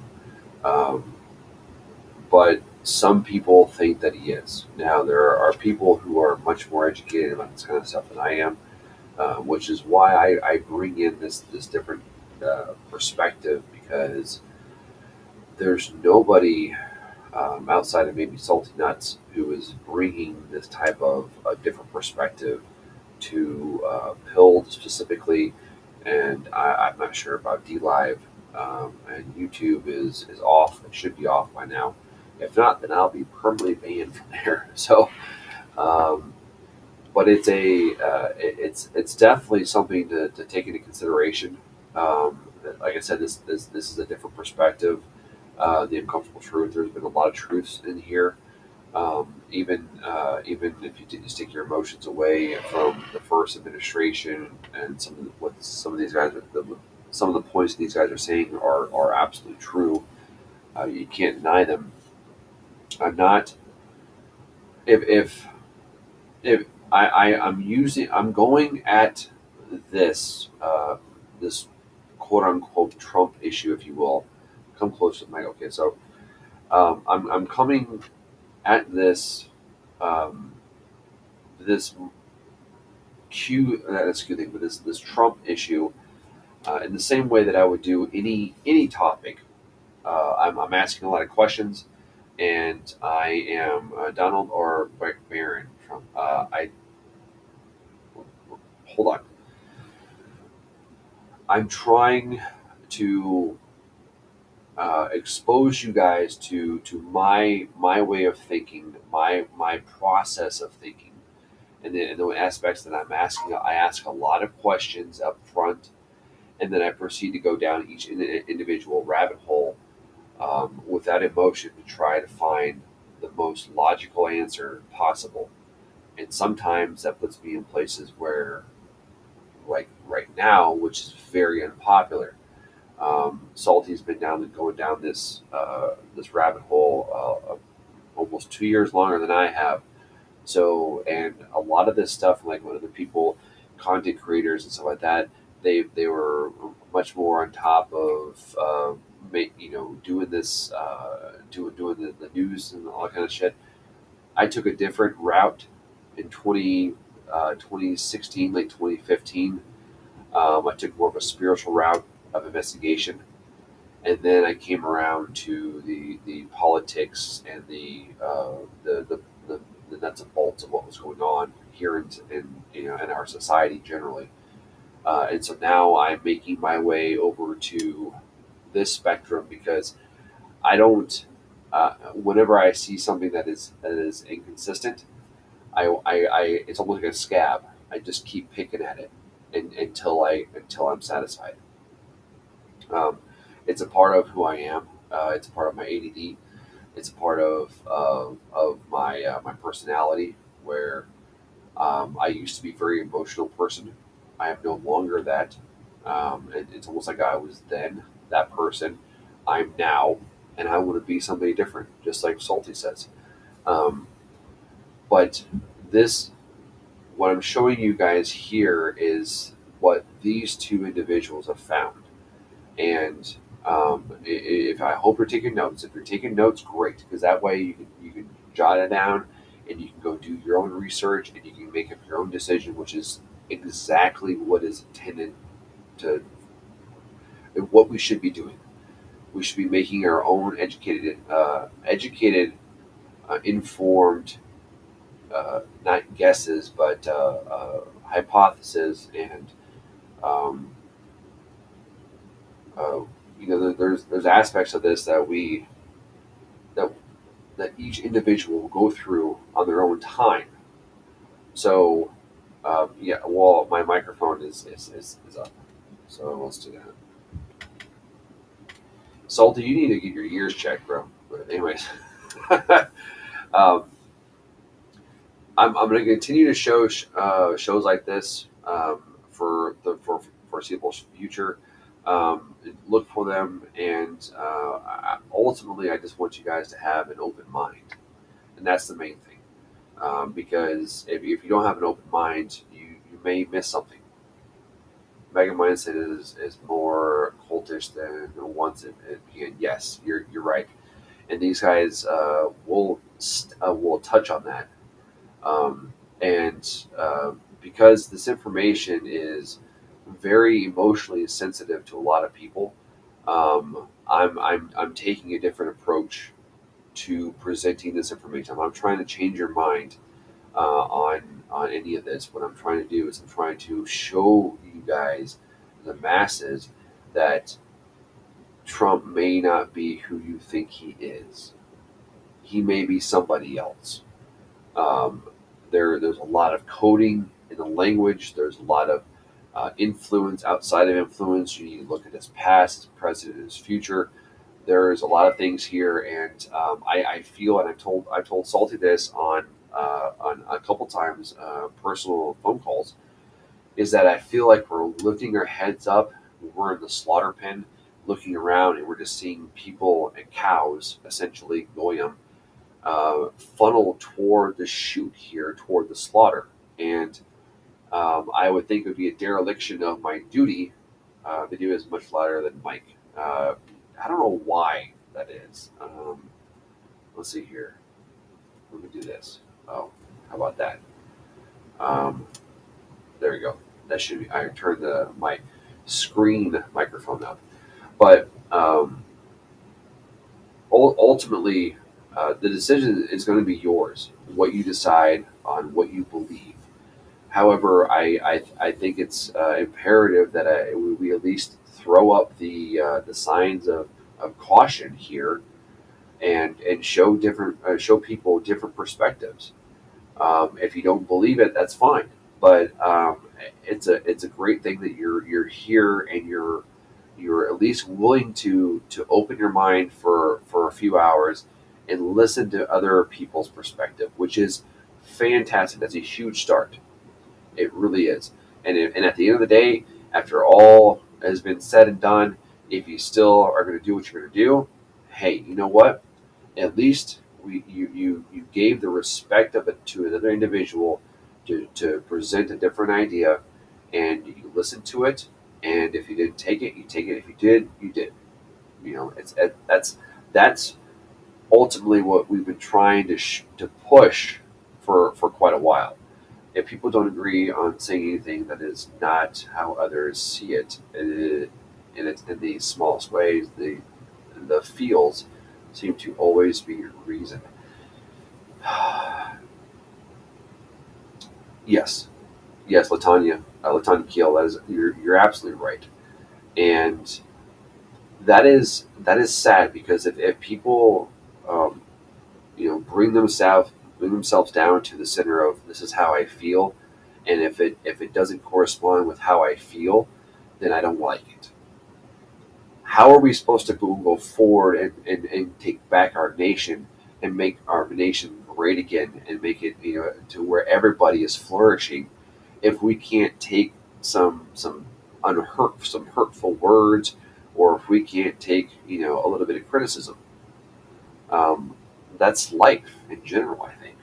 Some don't care about the fields, and some try to put up the anti on how to bother the fields. Yeah, yeah, they make an excuse, basically, is what it comes down to. And I'm not here for that. I'm here for pure information. I'm here for pure different perspectives. And, I want you guys to at least, and you're doing exactly what I was expecting you guys to do.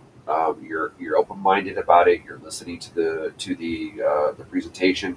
You're being respectful, which I absolutely 100% thank you for. Um, and when you have a question or a comment, you put it in the chat, and then people or myself, we respond to it, which is how Discord is supposed to be, which is how conversation pieces is supposed to be. So I think we're accomplishing some stuff here, and I'm going to shut up and we're going to play the video some more. So here we go. Genocide. And as we talked about, I mean, First and Second Amendment, pro-abortion, he pretends to be anti-abortion, but he's pro-abortion, pro-gay, Israel first, warp sped the genocide, endorses traitors and perverts. He was cooed. I mean, he was weak. Let's face it. Even if he was genuine, he was stupid and weak, or evil. You get stupid or evil. That's the only way that you can logically sort of comment Trump. The symbolism, the architecture, the 666, the black cubes, the associations, the gold, the Apollo, 30,000 plus lies, lock her up, went to lock you down, set up J6ers, is a cyanine crypto Jew, quote, I am the chosen one, end quote. There's a lot of that type stuff. I mean, we talked about that. We talked about some of I added some things on this one, but he's supposed to be also stout. He shall make a covenant and confirm with many. We've already had the covenant, so he's going to confirm that covenant soon. He's going to reconfirm that peace agreement with Islam. He's the only man that could. His Space Force hats have this upside down Baphomet symbol. I'm sure you've seen that. Is pretty much all of the United States Space Force includes the same sort of forked tongue through a flat disk that you are so used to as well with NASA. He brought 5G rolled out discreetly in schools all around you and pretty much everyone's backyard, thanks to him on his lock you down period and continuing on throughout all of that. He's pro-gun control. He, as I mentioned already, I'm sort of repeating, okay, he's a Freemason. All of his backers and money, everything, here he is doing the Freemason secret handshakes with a hell of a proud face at it. It's a little blurry, but you can see. Same thing Obama did. Let's see. There's a lot in this image, and I was trying to use this to kind of make a catch-all for debates. Here's the one where he was attacking RFK Jr. for the same views that he talked about in that video. It was just a couple weeks before. His views on vaccines are fake, as is everything else about his candidacy. Well, you agreed with him 8 weeks after that. So which part was fake exactly? He did not let Julian Assange out, but he did let couple of Israeli spies out when he was president, so we know where his priorities are. I mean, good promises, basically. That's all it is promises. He said his blood is the vaccine. Literally said that, and then people screenshotted it and he deleted it. Yeah. So I actually have a theory about that. I cannot prove this. But because I thought about this because Trump is filling basically every checkbox and no one else comes even close. And there's one specific verse that Rob Skiba talked about a lot, and that is the part where the beast was and is not and yet will be.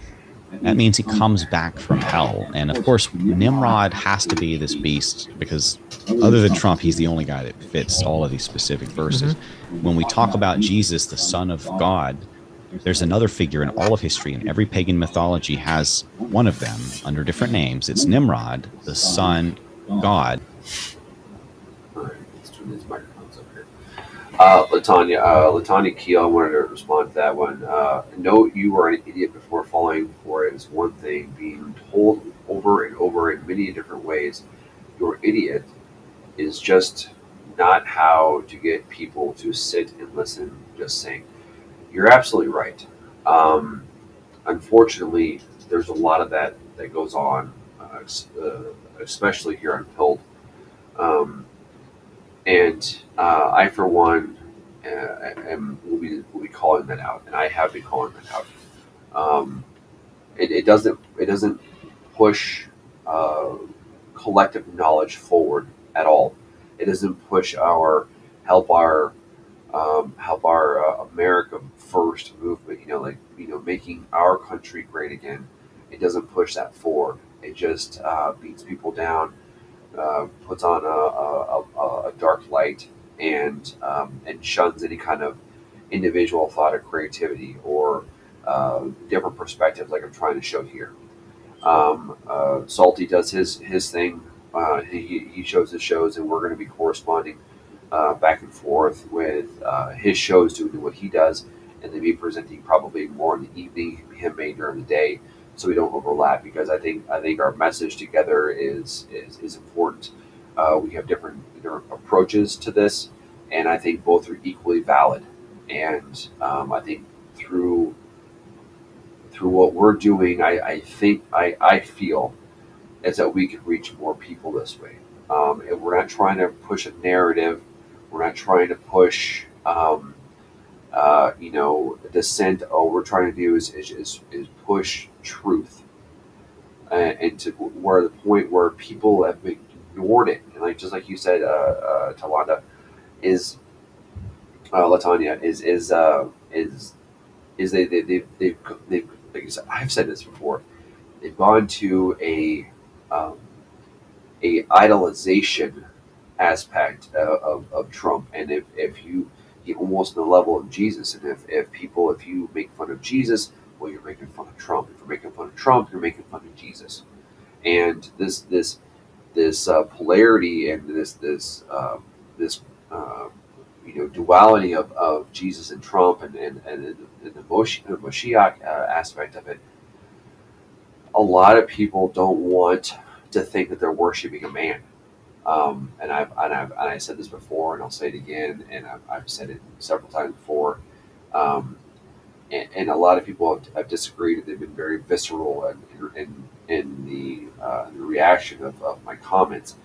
But the more I go along on this path, the more I've shown people who've listened, it's true. And I will be doing a presentation where I'll be showing what a lot of these guys, breaking it down to, way back to when Trump in the 80s, he was receiving awards and what he's done. I'll show pictures and, make it very easy for individuals to understand this. And this isn't I'm an anti-Trumper, It doesn't fucking matter who the person is. I'm still going to come at it the same fervor. I'm still going to come at it with the same questioning of who it is. It doesn't matter if it's a Republican or Democrat. And that's the thing too, is that, and Latanya, I think you probably see this here on Pilled specifically, is that any dissent, any conversation against Trump is considered to be literally a defamation. In which does how does that push forward in any of us in our growth in our progression as we are in our knowledge of what's really going on? It doesn't. So those are the gatekeepers. Those are the gatekeepers' information when they put you down and stuff like that.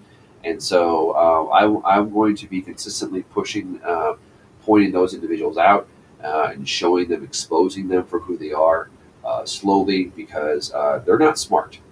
They really aren't, and they don't see what I see. Maybe they didn't receive a gift. Maybe I did receive a gift. But for one thing, I know is I've humbled myself, knowing that I know nothing, understanding that I know nothing, only to understand that I can learn everything. But I have to unlearn what I've learned. I have to unlearn what I've taught to be able to know anything.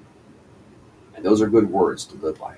And that's a humbling experience, especially for smooth-brained individuals who think that they're smart.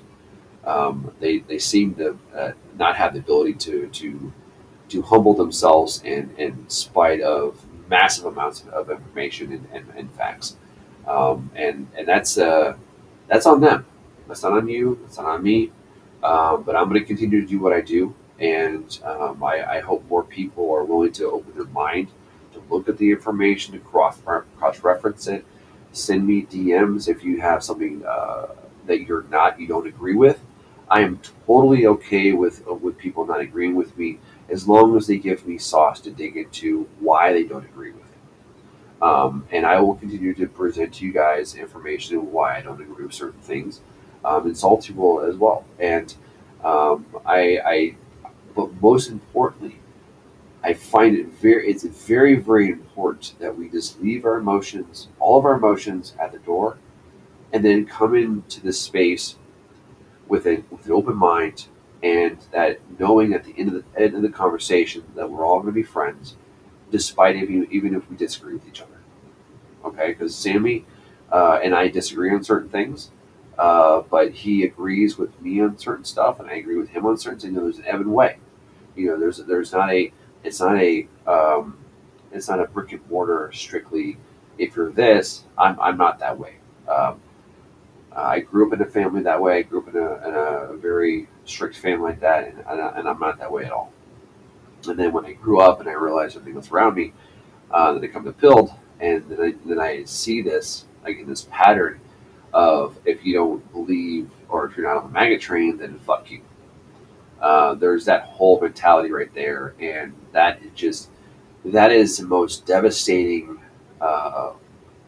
mindset to have, because you've shut off so many people that you could potentially have reached.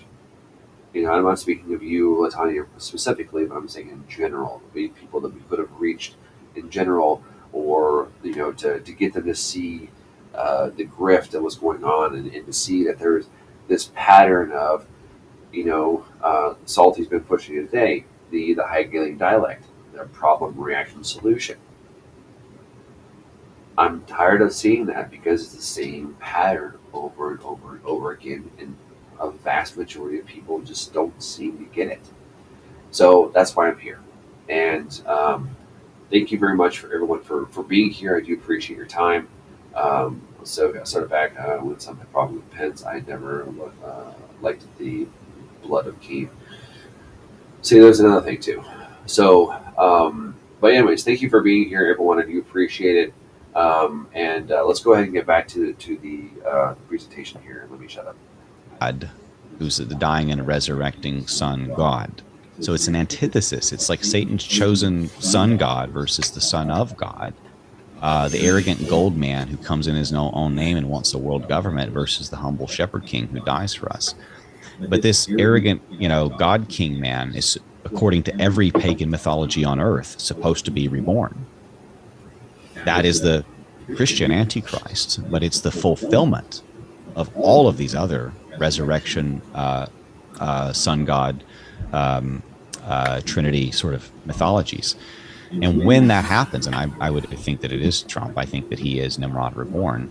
He is the fulfillment of every prophecy on earth outside of the Bible, basically. But I believe that we found the body of Nimrod in Iraq. We invaded, killed 1 million people, stole the body 3 months after it was discovered. Then we took all the resurrection cuneiform tablets, which we never returned. And then DARPA and In-Q-Tel and all the other dark money branches were funding startup technologies like Jurassic Park around genetic resurrection technologies. And now, fast forward just a few years, they're showing off woolly mammoth meatballs the size of a man's head for climate change. So they have the technology, they're showing it off, they have the body, and I think that they injected it into Trump. Oh, very interesting. So, because this is where Sean would say, well, you know, it can't be Trump or any like man on the world stage right now, because the bottomless pit opens up, the beast comes out. The beast was once here. We're told specifically, right? There's the beast. He has his right hand man. It's going to be the same duo, basically. And that beast's going to come back. And I would agree with you, Rob Skiba, and I believe him as well, in the sense that that's Nimrod, the man of many names, Gilgamesh. I've also seen the Afghanistan Tomb of Gilgamesh. It's even Hillary Clinton's emails inquiring about the Gilgamesh thing. So the question, I guess there's a bunch of possibilities there where it's like, well, has that happened yet? That in theory, right, they could do that to him at a later date. What is the bottomless pit? How does that open up? You have the Hades, the CERN. What exactly is it? You get into physics here, where you have a torus field and a literal bottomless pit in the middle of it. Yeah. Is there something they do where they've done it with Trump, or they're going to do it with Trump, where they or whoever it is, right? Where they actually take literal energy from a bottomless pit, and then basically the beast spirit of Nimrod comes back into that being. There has to be something like that. That happens or has happened in secret, right? Think of it from the perspective of every ancient culture on Earth mummifying their leaders, preserving the organs, preserving the genetic material for something that they knew later would be possible to be resurrected, because back then they had pretty advanced genetic technologies. So Nimrod preserved his organs in that tomb, knowing that one day his followers, according to his own mythos and prophecies and religion, secretly would bring him back. And they've been out there in every empire under different languages with this religion to bring him back ever since. And they found him.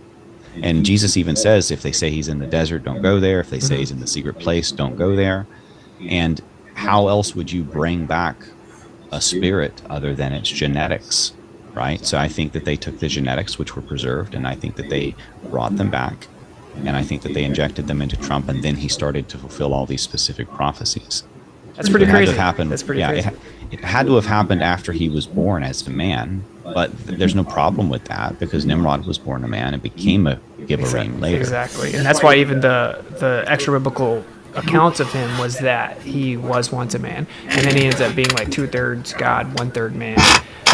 Proud transhumanist, basically. Yeah. So, dude, it's all very fascinating, because if you get into like the false, we know that the quote unquote Jews' false Messiah would be the Christians' Antichrist, and if you just step back right there, it's like insane. You have Islam, which you refer to them as our cousins, who like revere Jesus, Yeshua, and they say that he is the Messiah, right? They literally say he is the Messiah, and then he's going to come back and he fights the Dajjal, the Antichrist. And so they revere him. They say he's the Messiah. They just look at it like there's this take that he didn't actually die on the cross, and there's obviously discrepancies. My point is, there's a Christian group of people. Yeshua is the Messiah. There's Islamic. Yeshua is the Messiah, and both of them are under massive religious tradition deceptions. They're being pulled away within their own religions. Then there's this group over here who literally says he's burning in semen and excrement, and that his mother was a whore, and that he got what he deserved by rebelling against the Romans. And that group of people has manipulated the quote-unquote Christians to go to war with the other group of people who say that he's the Messiah. And that's obviously very obvious, but it's working on a world stage. And this goes back to they're not the Jews or the chosen people if they're actually the Nephilim, the descendants of the fallen. Yep. Then their quote unquote Messiah, right, is of course it's the Antichrist. It's their fallen man god, deity, Messiah. And so with all that being said, role model. It's the man that became a god. Right. So now if we're correct about these things, we have a very clear signal to look towards to know where the Antichrist is going to come from, and it's going to be the modern nation state called Israel, and it's going to be from those falsely claiming to be Jews. And so when you see rabbis coming out and saying, dude, now they say Trump's name in Jewish gematria is exactly the same number as Hamashiach of David, Well, or whatever. they can make gematria say anything. I will also add, you because you mentioned the second beast, I would say that that's the Pope, because he's doing the world religion, Islam. Okay, that's very interesting. I guess what I'm saying is, regardless of what the numbers say, they claim that Jewish gematria, a very respected rabbi, claimed that he had this discovery. There's a video undercover of him telling Trump that he discovered that his name in Jewish gematria matches the Messiah. And then there's this recent video where this guy says that there's actually a Jewish prophecy about the Messiah about his ear, that there has to be something that happens to his ear, and that was fulfilled with Trump, and that There's something in the Talmud about it. Exactly. So the Jews are saying this dude is their Messiah, and like the average person doesn't know that. That's a big deal, bro. That's It should matter, even if you're an atheist. It should concern you, because they're bombing entire civilizations of babies out of existence. So how does he pull it off? You see, obviously the elephant in the room here, bro, is like, how is there a position where all of a sudden the world goes along with Trump?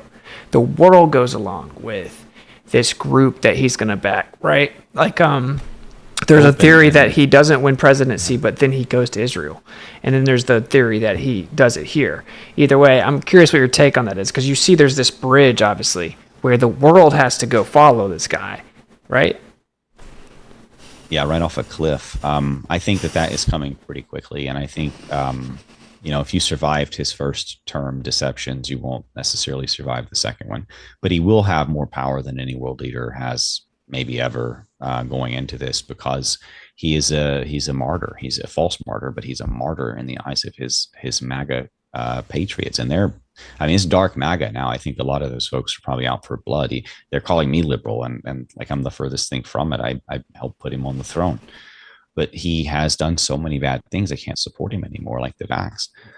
And at the end of the day, I think that he's going in with not just the promises to behead anti-Semites. I mean, like, it's going to be everybody that disagrees with, for example, baby bombing. If you claim that Christ is king, that's anti-Semitic. If you say that Jesus was killed by the Jews, that's anti-Semitic. I mean, you can already get life in prison in Canada for this. So don't offend the Jews in the wrong setting in the West, or you can have real consequences. But the truth is the truth, and they're trying to ban the Bible. People even said that they were trying to ban parts of the Bible when they did the HR was it 6090, I think it was, when they were basically trying the national anti-Semitic law recently.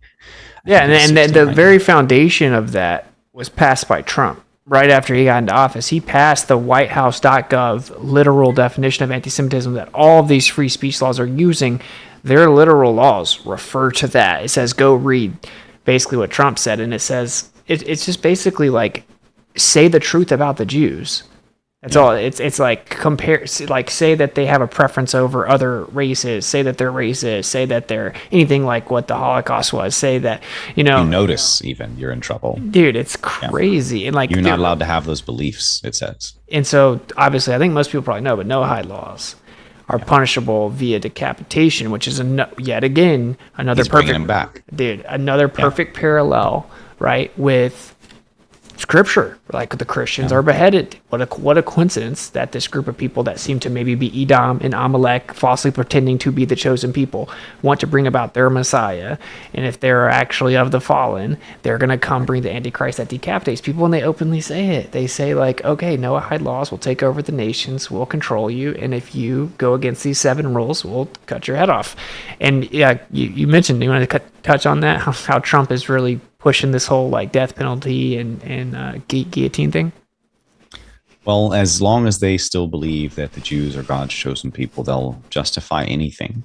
So you see people who are otherwise supposedly good Christians, compassionate, normal, moral people who are basically saying flatten Gaza, kill all those babies, and things like that, turn it into a parking lot, those kind of statements. It's not just Jews saying these things, but Christians, supposedly Christians, are saying these things because they believe that the Jews are the little guy, the victim, the underdog. And that sort of emotional manipulation works on the simple minded, kind of like the Jedi tricks. And that's exactly what Trump has been doing. If people believe that you care about them, then they will follow you into the gates of hell. And he is literally taking them there. Yeah, and it's crazy, man, because like the objections I always get are like, well, what's the alternative? What do you suggest we do in November? I mean, if you want to, I give my take all the time, but I mean, like, what is your response when people say that? Because it's obviously effective coping, whereas they can't rebut any of this information about Trump because it's right in front of you. First of all, I traditionally have always been a voluntarist. I think that people should live in voluntary interaction or not at all. And I'm not a government person. I voted for Trump and I voted for Ron Paul. So those 2 times I voted. And when I voted for Trump, he killed 1 billion people. So I'm probably never going to vote again. And I think that essentially there is no political solution at any level, although locally you can still do some good. And I also think that it's complicit to vote. And I think that they are desperate, and I mean desperate. Like they have think tanks designed to keep you in the voter turnout racket. And voter turnout is a euphemism for deception efficiency. Yeah, I mean, it's like there are some theories about how like it's super dark to do it at all, and they want you to be complicit. Yeah. Sorry. No, they're like the revival of Babylon. Like that's my. People say if you don't vote, you don't have a right to complain, and I'm like, my refusal to vote is my complaint, and I'm not. I'm basically agreeing to. It's my agreement. It's like you said. It's compliance. Yeah. If I vote, I'm like, well, yeah, I see that Trump is doing all this, but the other side's so much worse that I'm going to give my permission, my consent. I'm going to, via tacit agreement, sit back and cast my vote. And so, yeah, that's my take as well. I won't be participating. I've actually never participated, and I never will. You're a new father, and congratulations on that. I'm a few years ahead of you. I'm on my 4th one in a month now. And I don't want to give people like black pills. Like one of my favorite quotes is, I don't want war, but if it must come, let it come in my time so that my children may know peace. And I think that that's where we're at. I believe that there is a revolution coming. Not just I don't believe there's any political solution. I know that there is a revolution coming because it's happened over 1,030 plus times in 109 plus countries where they have been kicked out for the things that they are now doing. Like eating children. We found them crawling out of the New York sewer tunnels under the most popular Chabad Lubavitch center in the country. Literally. Under the bathrooms of little children with bloody stool cloths, soiled mattresses, adjustable high chairs, beer bottles, all sorts of horrible things down in those dark places with those children. And it's still happening today. So I basically predict, once again, that history is going to repeat. I think we're going to have the next eviction. This time it's worldwide, but there's massive precedent for it. And I also see that, the next level past knowing there's a revolution coming and there's no political solution, the black pill.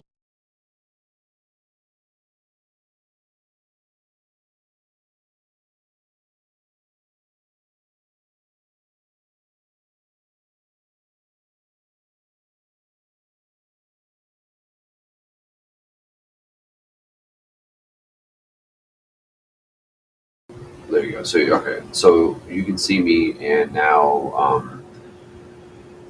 I want to talk about the Chabad Lubavitch stuff. The tunnels, the tunnels that you saw the Hasidic Jews coming out of the ground, essentially, and all the illegal things that they were doing. Part of that, as part of they're illegally digging tunnels. There's supposedly soiled mattresses, and there's you saw we saw carts, baby carts, baby seats, car seats, some of that. So what I was told, all right, here's I'm gonna let you know exactly what I was told is that by the Texan. I was told that through his sources, those individuals, what was going on here is, and we saw the people coming out of the walls, and we saw the everybody pushing up the bleachers or whatever it is, all the kerfuffling going on about these ascetic Jews in a certain area of New York. What I was told by the Texan is that those individuals were there was a dispute between the older Jews and the younger Jews, and the younger Jews didn't agree with them, the older Jews, and so what happened is that the younger Jews dug these tunnels because they dug tunnels in Israel. They know how to dig tunnels here in America, and the that the reason why these tunnels were being dug is because over a philosophical dispute, not because they were trafficking children or trafficking other slaves or anything like that. It all happened to do with just a disagreement with stuff. So I've asked that question, and I've stated that that question, that statement, and probably a dozen chats on Twitter to see if any of that catches fire, and none of it has caught fire. So I don't know if it's true or not.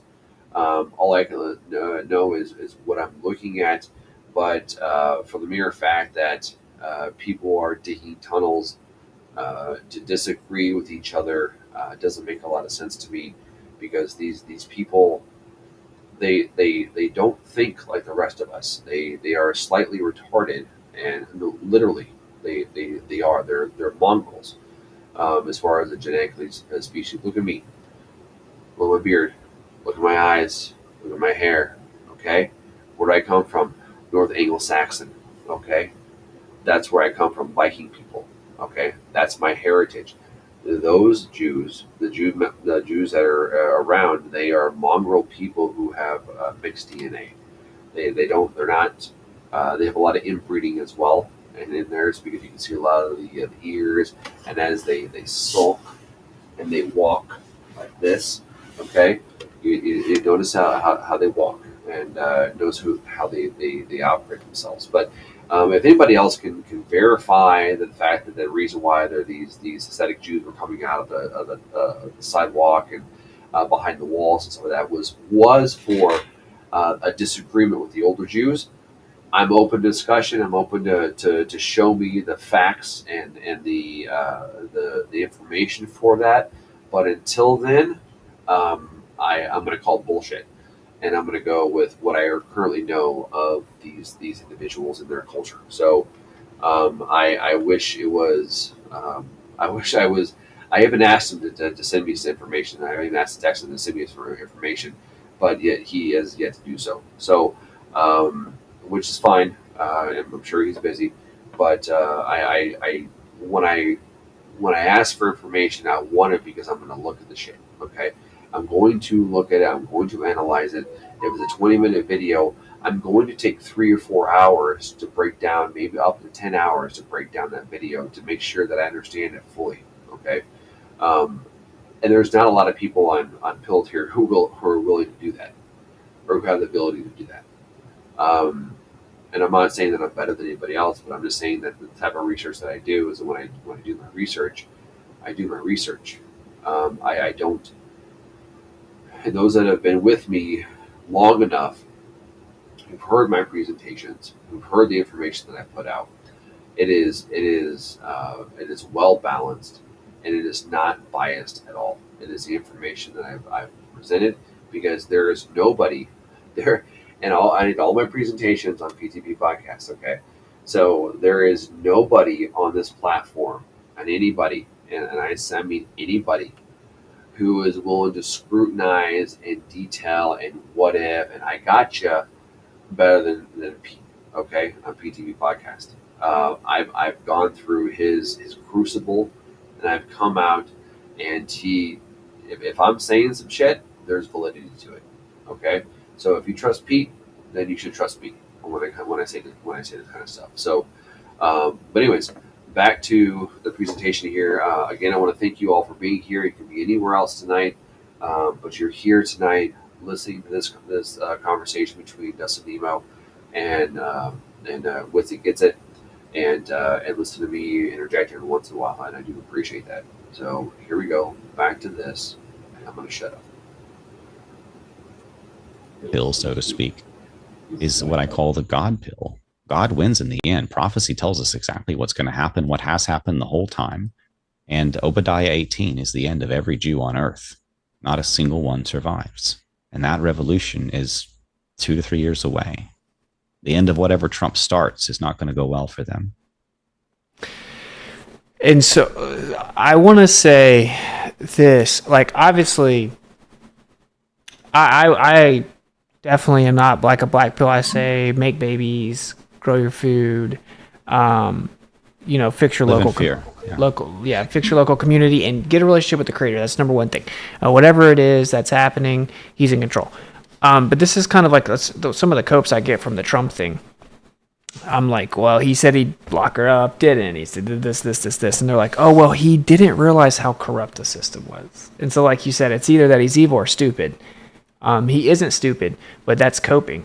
And so you can't pretend he's a hero that's going to save you, and he's incredibly stupid and incompetent at the same time. His entire administration and cabinet were all Zionist Jews.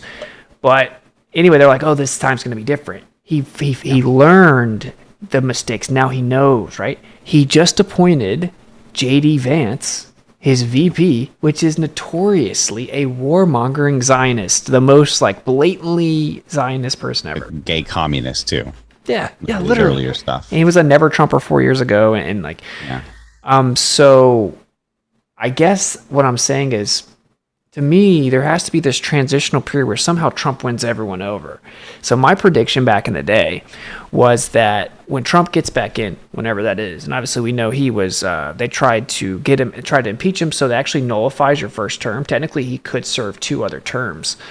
And then he said, you're never going to have to vote again. And so I don't know the timeline of things. I don't know how long he stays in. It's all very creepy, very weird. But I guess I think he has to win them over, right? So like my prediction back then is kind of...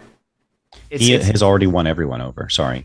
Well, I mean, okay, so tell me what you think about this. This is what I was saying back then. I think he comes in, and a lot of the Q stuff looks like it really starts coming true. There's legitimacy to Q, right? I think it's going to happen. He's going to completely fulfill the hero role. He's going to out these quote-unquote pedophiles. He's going to update the system. It's going to all become digitalized. It's under the illusion of freedom.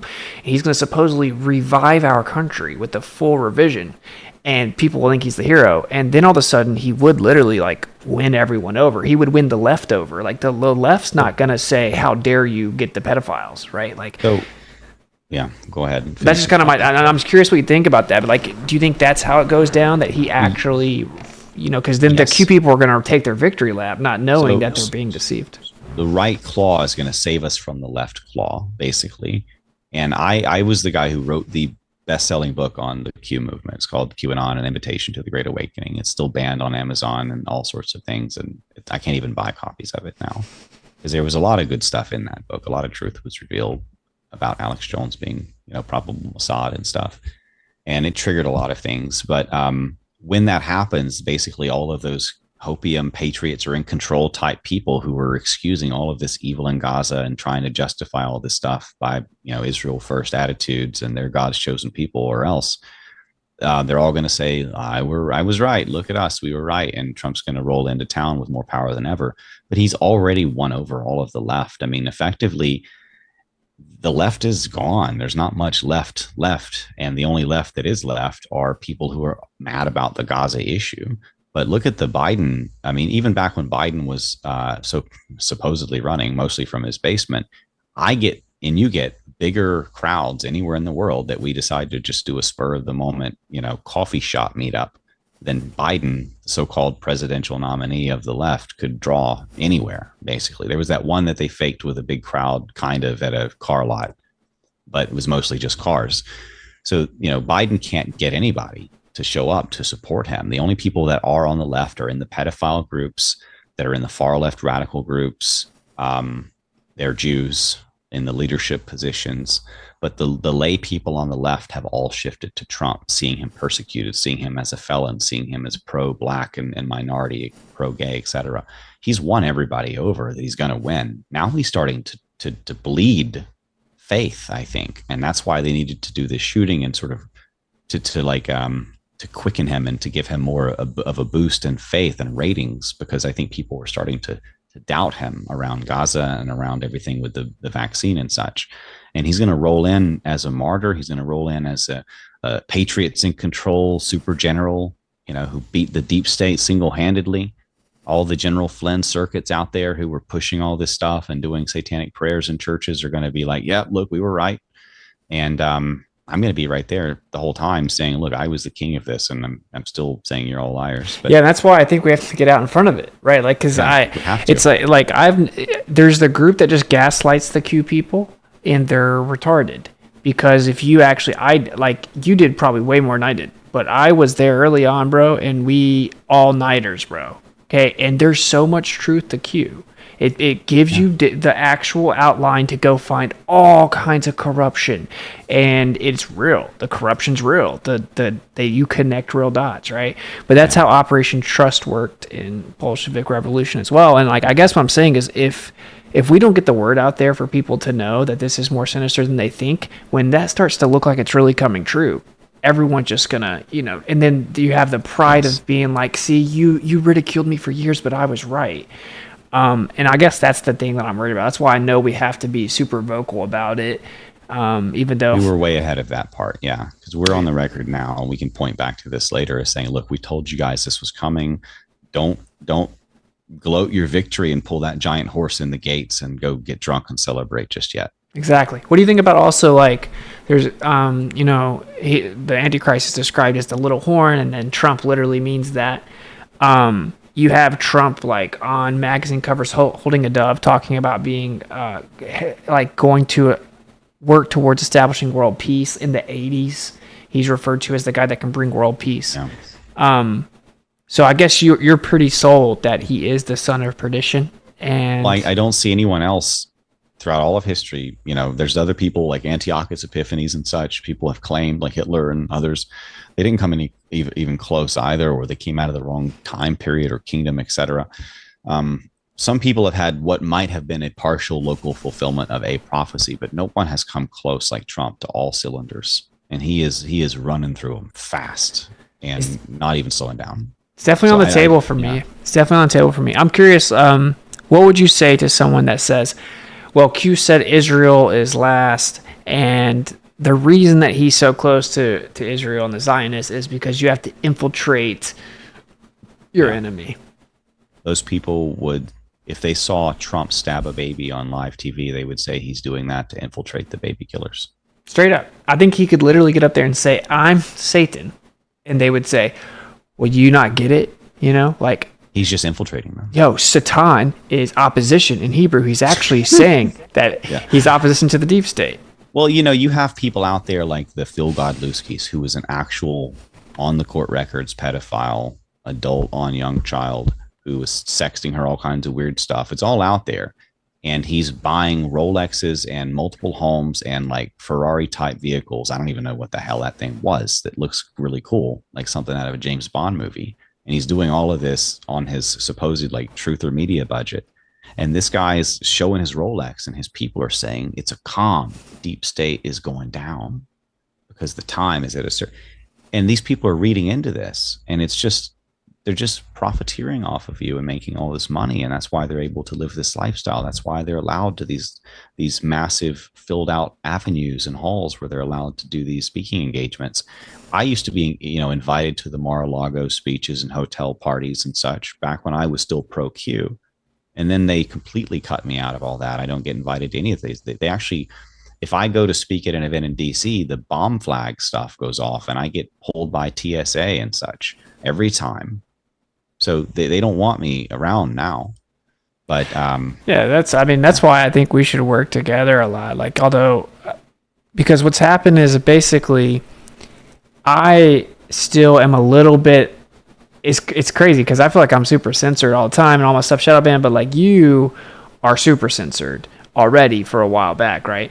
So it's if even I can use my platform to at least funnel people over, because you have a bigger, let's say you were on YouTube, you had over 100K, and then they stopped you at 130, you have like an insane number on BitChute, which is very impressive, right? Because BitChute's not easy to build numbers on.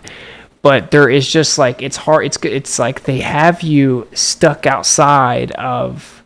And what's funny though, bro, like they don't really do that with everyone else. Like supposedly Nick Fuentes, right, and stuff like that. But he's been thrust back in. He's not really calling it like it is in this sense, right?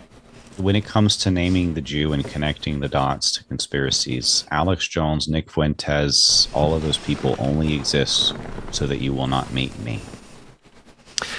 It's interesting. I mean, you know, Fuentes obviously does expose a lot of Jewish things, but it's like, I mean, you're just not going to get to the bottom of it. And he pushes Catholicism. He's a fake Christian who mocks Christ, hangs out with a man who straps a dildo to his forehead like a unicorn and walks around in woman's clothes. They go to transgender porn parties with the dollhouse thing. So he was going to the orgies, not parties, but orgies with trannies. There's a lot about Nick Fuentes that I have issues with. I don't believe that he's an adequate leader, and I don't think people should trust him. Same thing with the rest of these folks. I mean, Alex Jones, I watched him growing up as a kid.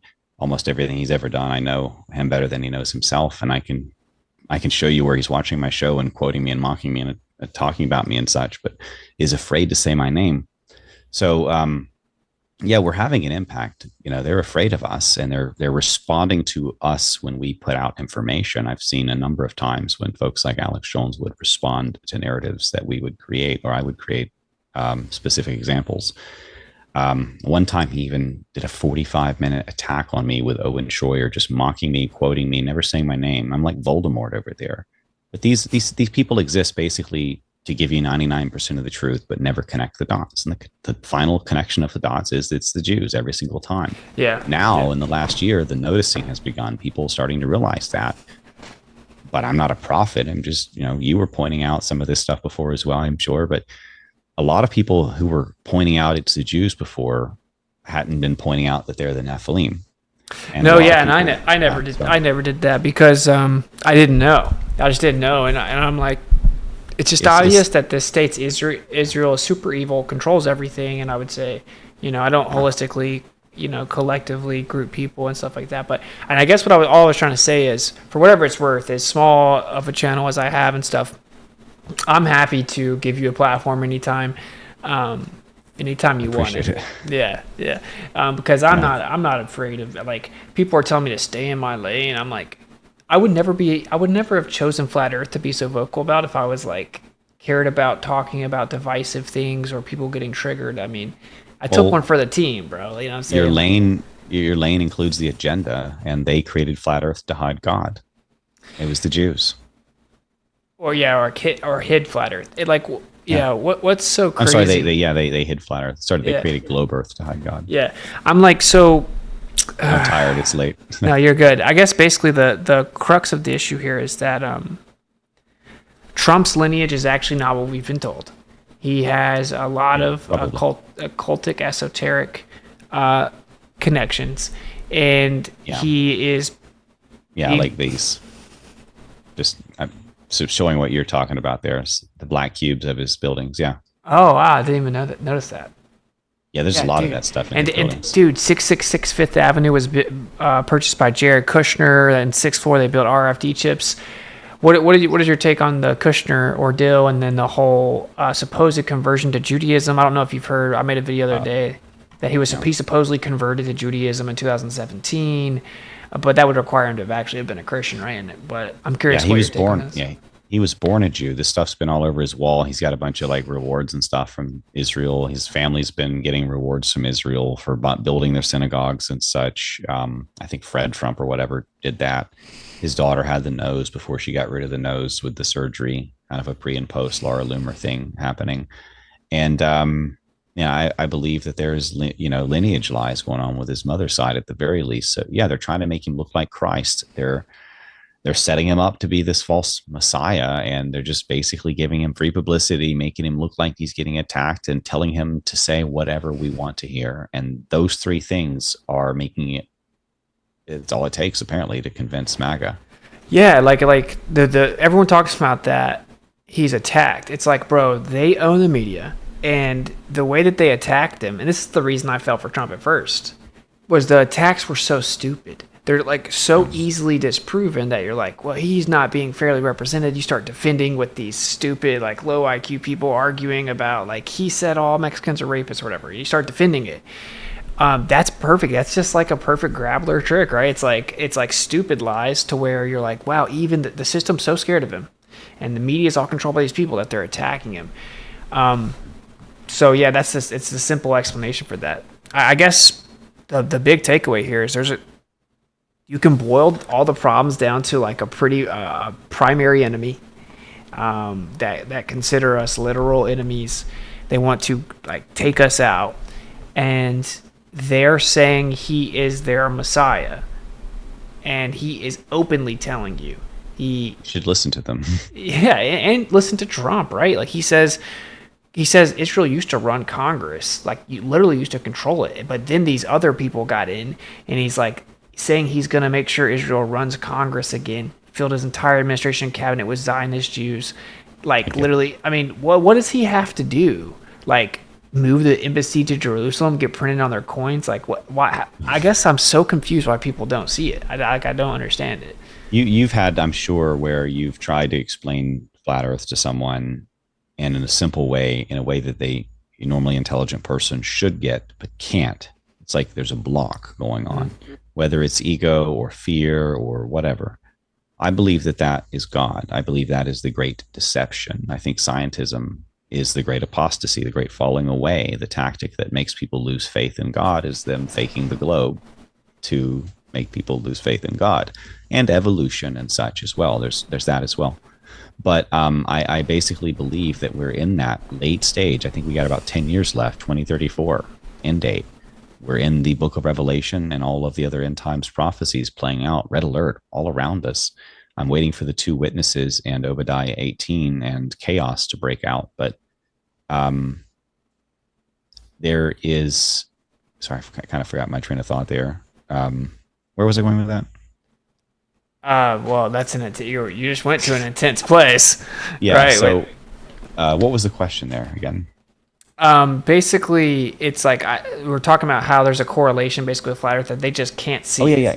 So I didn't want to go too many places there. So I was about to, but basically, I believe that they're given a block by God that we can't overcome with any sort of reasoning or ration or any of that, because they are basically mentally blocked, and unless they humble themselves before God and basically repent of their sins, I don't think he's going to take that block off. There's some people that can never see it, no matter how intelligent they are. Yeah, that may be what it is. I think there's definitely a big group of people in the middle ground that like they literally think like, okay, yeah, obviously what you're saying is true. It's not like he's awesome, but he's just our only hope. They look at it as like a white pill decision, a hopeful decision. But like it is very similar to flat Earth. And perfect example is like if I'm like, we falsified the radius value. Here are the horizons that were 10 times further than it needs to be. It requires the radius to be 264,000 miles. They're like, well, then what are the stars? It's like that's what they do with Trump. When you point out all this stuff with Trump, they're like, well, what are you suggesting? Like, are you suggesting I vote for Kamala? Like, what's the alternative? It's like that's irrelevant. Do you not, like, how can, there are flat earthers saying that to me, bro. I'm like, so you understand it with flat earth. You understand that that's an illogical diversion, obfuscation, right? But when it comes to Trump, it's all I get. All I get is like, you're a black pillar, and what's the option? What's the alternative? It's like, it's to trust the creator and not worship, not vote for Satanists. In a grand perspective, I mean, our ancestors could build these ancient buildings. I mean, not just the megalithic stuff, but the technology, the long lifespans, the arts and crafts and stuff that came out of some of these ancient buildings. I mean, if you have a 500-year lifespan, you get a different perspective, I guess. But we are essentially, in the grand scheme of things, children playing around in the time of all knowledge increasing, like Daniel foretold of, because of the internet and such. So everything's reconnecting. All the dots are coming back. The babbling is wearing off, and Israel is waking up to who she really is. Lost tribes of Israel are Europeans, America, and UK. And all of the bad stuff at the end of the Bible is happening now. So, with that said, I believe that we are in a block, a mental block, a spiritual block, And I think that it's a pride issue, a fear issue, kind of an ego issue, and they'll have to deal with that personally to overcome it. There's probably a lot of people that we can still convince that are on the fence, and that's why I do the debates, and I'm trying to win people over through that. Although sometimes I wonder, but I get those messages every once in a while. sure, like I used to be an atheist, and then now you brought me back to God and stuff. Same. So that's worth it. Same, bro. And like, I learned stuff from listening to your conversation with Adam Green. There are a lot of people that are like that, right? And it's just important to do it. You feel called to do it, just like I feel called to tell the truth about things, and that's, I consider a blessing. And obviously, it comes with some downside. But are you down to go through a quick few of these questions? Sure. Yeah. Cool. I'm good. I don't want to keep you too long. We didn't get started till late, so we're You're already. fine. I had a coffee. Okay, cool. All right. Still. So we're gonna run through it. If anyone has a question or something, send it in now. All right, let's look here. So we have Kofi, and then we have, I guess YouTube super chat. But let's look at the Kofi. There's only a couple. That's kofi.com/witsit, and then of course there's the super chat, which I hate. All right. We got Tristan for 15. What's up? He's also said basically get her done about Gaza 3 different times that I know of. Dude. Which is kind of important to know. And his son-in-law calls it like a real estate opportunity. He just said, if you don't vote for me, there will be no Israel. I'm like, is that a promise?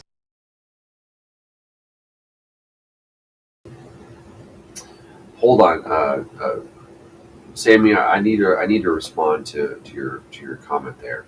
For those that are just listening, he said, "If you believe in God, I do. I'm not. I'm hoping Trump is here to save the U.S. If he's not, and he's the Antichrist, it's probably even better. The rapture will be near, and we can all go to Judgment Day and move on with eternity, good or bad."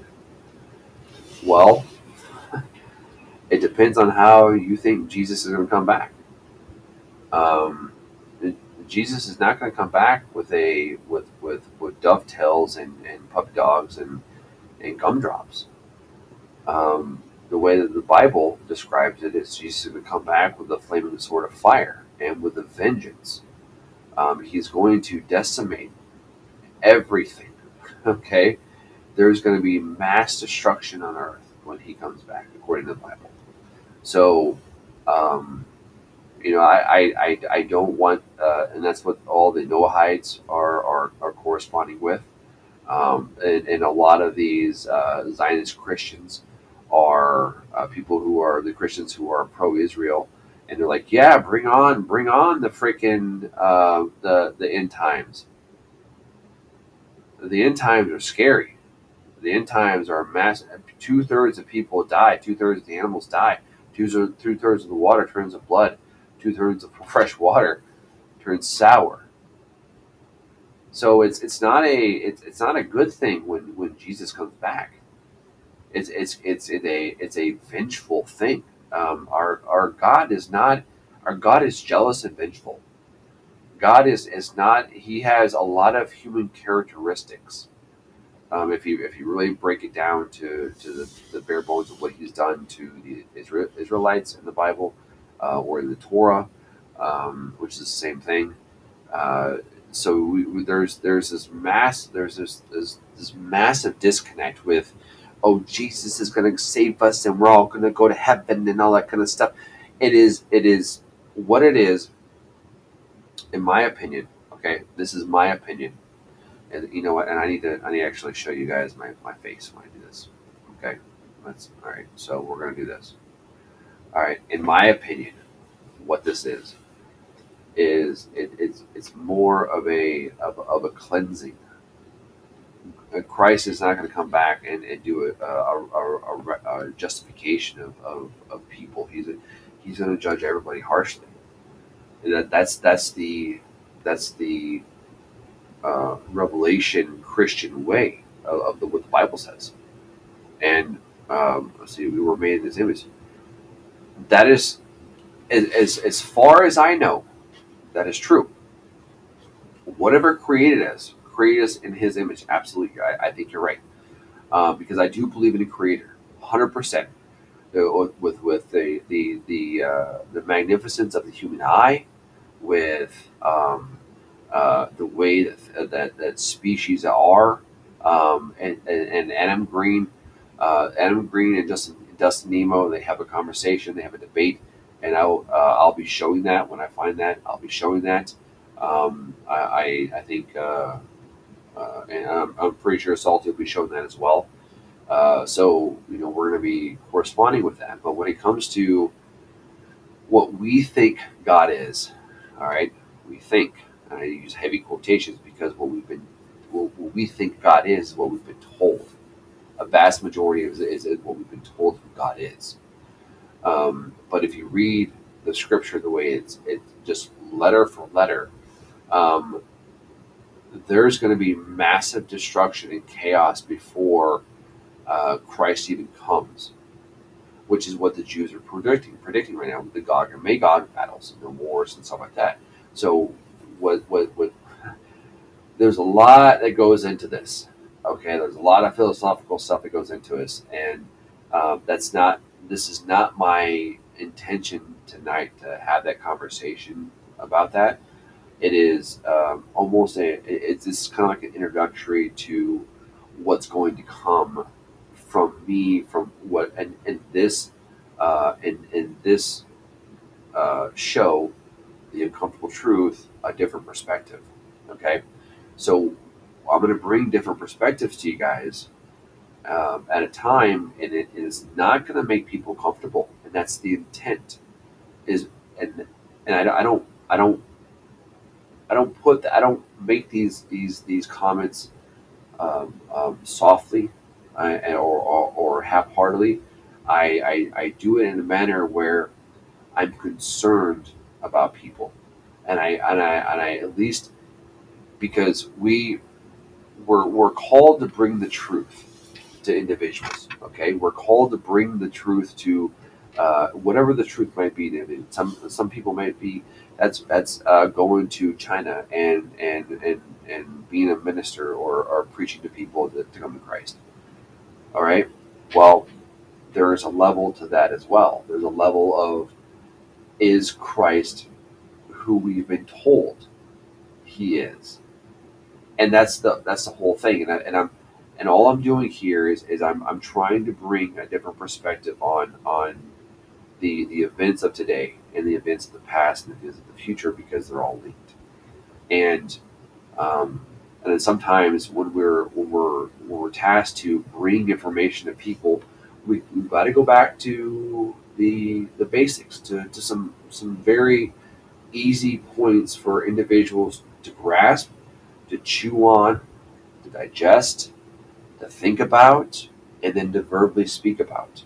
All right, there's a process when it comes to this information, and I'm not saying that, oh, I'm so much better because I've already gone through this process. I'm still going through this process. Okay, that's the crazy thing, is I'm still going through this process just as equally as you guys are. All right, but what I'm saying is that just because you're presented with information that doesn't fit your paradigm doesn't mean it's wrong.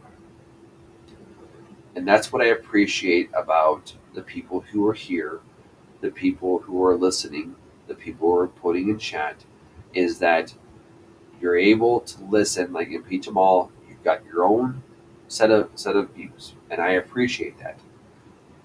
But it doesn't mean that I'm going to disregard Impeach Amal or Sammy's or anybody else here in chat, or Salties or anybody else. It doesn't mean I'm going to completely say, oh, well, you're dumb and you don't know what you're talking about, blah, blah, blah, blah, blah. That doesn't do anything for anybody except for shut individuals down and stifle the actual intellectual conversation that we should be having. And this is what I'm trying to cultivate, is that all of us have different points of views.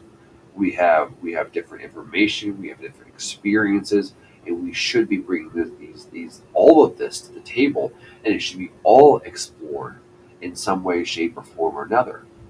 So again, tomorrow I'm going to have an open dojo. So if people want to contribute to what you're seeing tonight, or a different idea, or whatever it may be, doesn't matter. As long as you're bringing it with your voice, and you have some sauce to bring it up, to back yourself up, and you have you're thinking about what we're saying, what I'm saying, what I'm presenting, or what whoever is presenting. As long as you bring it with respect, and you bring it with some conviction and a little bit of facts, hey, let's have a conversation about it. Let's talk about it. Let's put it on the table and see where the chips may lie. Okay, and then if even if we, say Pete Jamal and I are having a conversation tomorrow night, for example, okay, just use this for example, and we have a slew of information, both of us, boom, boom, boom, boom, boom, boom, boom, boom, boom, information, but then we fundamentally don't agree. Hey, you know what? That's fine. That's okay. We can disagree on certain things because of our beliefs, but we have that mutual respect for each other, for bringing those facts, those information, those points to each other, and explaining to them without getting upset, and then walking away going, hey, you know what? Impeach them all. I appreciate your points and this and that, and I hope you appreciate and respect my points. All right. And whatever you as an individual walk away with the conversation, that's what it is. There's a point here where um, a lot of streamers, the gatekeepers, if you will, they do not understand the concept of imposing will. So what I mean by imposing will is that if you look at Average Joe Patriot, for example, he reads um, the articles and then imposes his own opinion upon people. And if you don't agree with his opinion, then fuck you. I'm game. See Peach Mall, you get it. So you get it. Thank you. But there's also a whole other aspect of individuals who, if they hear that, they're going to go, well, what's my opinion mean anything? If this person says I'm a piece of shit, or I'm retarded, or whatever, that's what you have to watch out for. Okay, because if anything, here on Pilled, it should be everybody's voice is equal to have a conversation about anything, without any judgment. But we don't have that. We don't have that with the quote unquote gatekeepers. We don't have that with the massive channels that have 500-600 people on their channel at one time.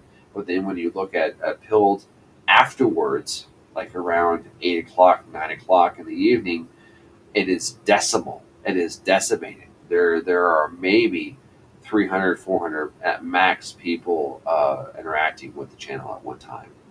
Live interactions, which is that's not good, because of those individuals who to tell you that what you think is null and void because of X, Y, and Z.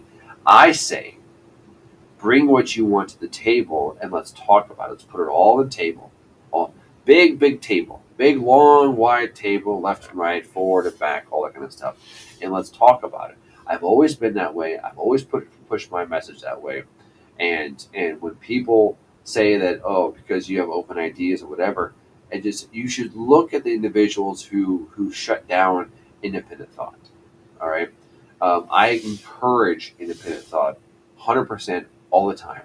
That's why I'm showing this video here, and I hope if you guys can go and find this video here on Dustin, just go to Rumble and go type in Dustin Nemo's Witzy Gets It, and you'll find this presentation. Listen to it again, share it out if you will. See who will take hold of it and take some bites out of it. Let's see here. I'm a little retarded, so Tanya, we're none of us are retarded. We're just there's when you're seeking knowledge. Okay, so here's the thing about seeking knowledge. When you're looking for the information, assume that you know nothing. Okay, because we have to come to the assumption that we are under. There's an understanding that we, as a collective of people, we understand nothing because we know nothing because what we've been taught is a lie. Once we understand that everything that we've been taught is a lie, then we can understand and humble ourselves to the knowledge of we don't know anything. Now I need to find out what's true and what's not. And that's a humbling experience. And once you're able to humble yourself with the knowledge that you know nothing, everything you've been taught is a lie, you absolutely know nothing really, truly know nothing. That's when you can start understanding and knowing things. And that humbling experience, every single time that I've explained that to somebody, and every single time that I've done this myself, I have experienced higher levels of knowledge, the epiphanies of this and that, whatever I'm looking at. All right, and this is my own personal experience. Salty's gone through his own thing. And Peach and Mall, you're currently going through your own process like this, and I've been watching it, and it's a fantastic experience to watch. And again, we're not saying that you can't believe in Christ. We're not saying that. Okay, we're not saying. But what we are saying is that listen, there are individuals who say certain things, and you need to listen to them a little bit. Okay, dig into them and put yourself into the uncomfortable zone for a while. Not you specifically, you Peach Ball. What I'm saying is people in general. Put yourself into an uncomfortable zone to where you challenge everything that you are. I have challenged everything that I understand or know or, I memorized or whatever it is. Everything. And it is the best thing that I've ever done in my life. The best thing. I have had more cognitive understanding. I have had more autodidactic research done. Autodidactic meaning self-educated processes being done because I questioned everything. And it's a journey. It's not meant. This is not meant to be a, oh well, here we go. I'm just going to believe whatever the narrative is given to me. That's a cop out in my book, where we don't have the most complicated and advanced microprocessor synapses computer. We have that right here. This today, we're now in science. I'm hearing that they're trying to grow organic brain material and mesh it with computers to match the computing process of the human brain. Now, why can't we use that? What is stopping us from using 11% of our brain? What's stopping us from using 15% of our brain? Cognitive dissonance and confirmation bias, brainwashing, indoctrination. Those four things. Those four things are the absolute mind killer. You know what our ancients didn't have? They didn't have any of that. So I encourage everyone out there to start your journey with those. Take them one by one. All right? Cognitive dissonance, confirmation bias. All right? Those are the two massive ones right there. Those two. Fear. Fear is another one too. All right? Do not fear this knowledge. Do not fear this uncomfortable feeling of this literally, I'm not joking. I've held my hands in my head before and I've asked myself, what the fuck is going on? Who's in charge? What is this world?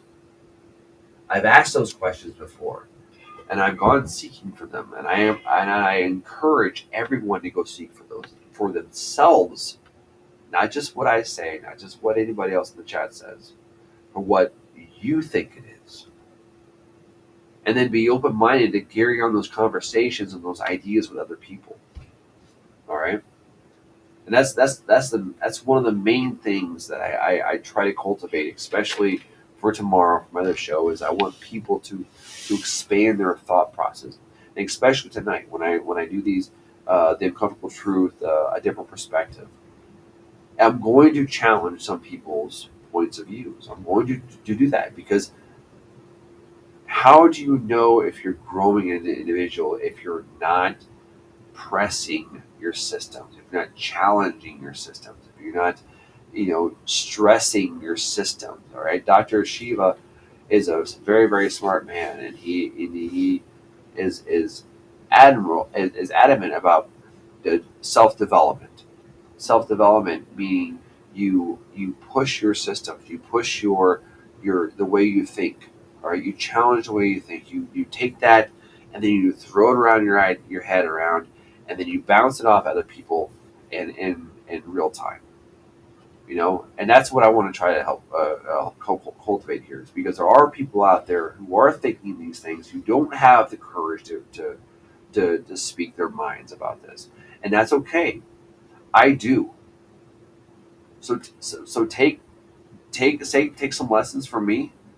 Take some courage from me. I'll give you some courage. Here you go. Here's some courage. Take it out. Have it. When you see me on and I'm doing my own my open dojo night, come on, express your voice. Your vote is not who you are. Your voice is who you are. Your voice expresses who you are. Your voice chakra is connected to your heart chakra. All right, those things come out at you. Those are what you should listen to. Those are connected. Your brain, your heart, your stomach, it's all connected. It seriously is. It's all connected. And I encourage people to listen to those. And I encourage people to break themselves away from the left right paradigm. I encourage people to separate themselves, to step off the MAGA train, all right? And just for a little bit. I encourage people to separate themselves from the news, just to get away from the noise so they can clear their heads and they can listen to what's going on. All right, because if you listen hard enough, your stomach, heart, and your mind will align, and they will tell you what you should do. That gut instinct, that heart instinct, and what your mind is telling you, all of those have nothing to do with emotion. Nothing to do with emotion. Emotion is a man-made thing. It's a falsity. And I'm telling you, once you erase that emotion part of it, once you erase it, because emotion is associated with ego and id. All right, who I am, who you are doesn't matter in the big scheme of things, because it's not about you; it's about all of us. So, anyways, sometimes this is very exhausting. And there's a reason why my beard has gone white so quickly. So, but anyways, thank you for listening to my rant. We're going to go ahead and get back to this and finish the video. We're almost done. So here we go. He's endorsing Kamala. Yeah. You're like, is that a promise, bro? All right.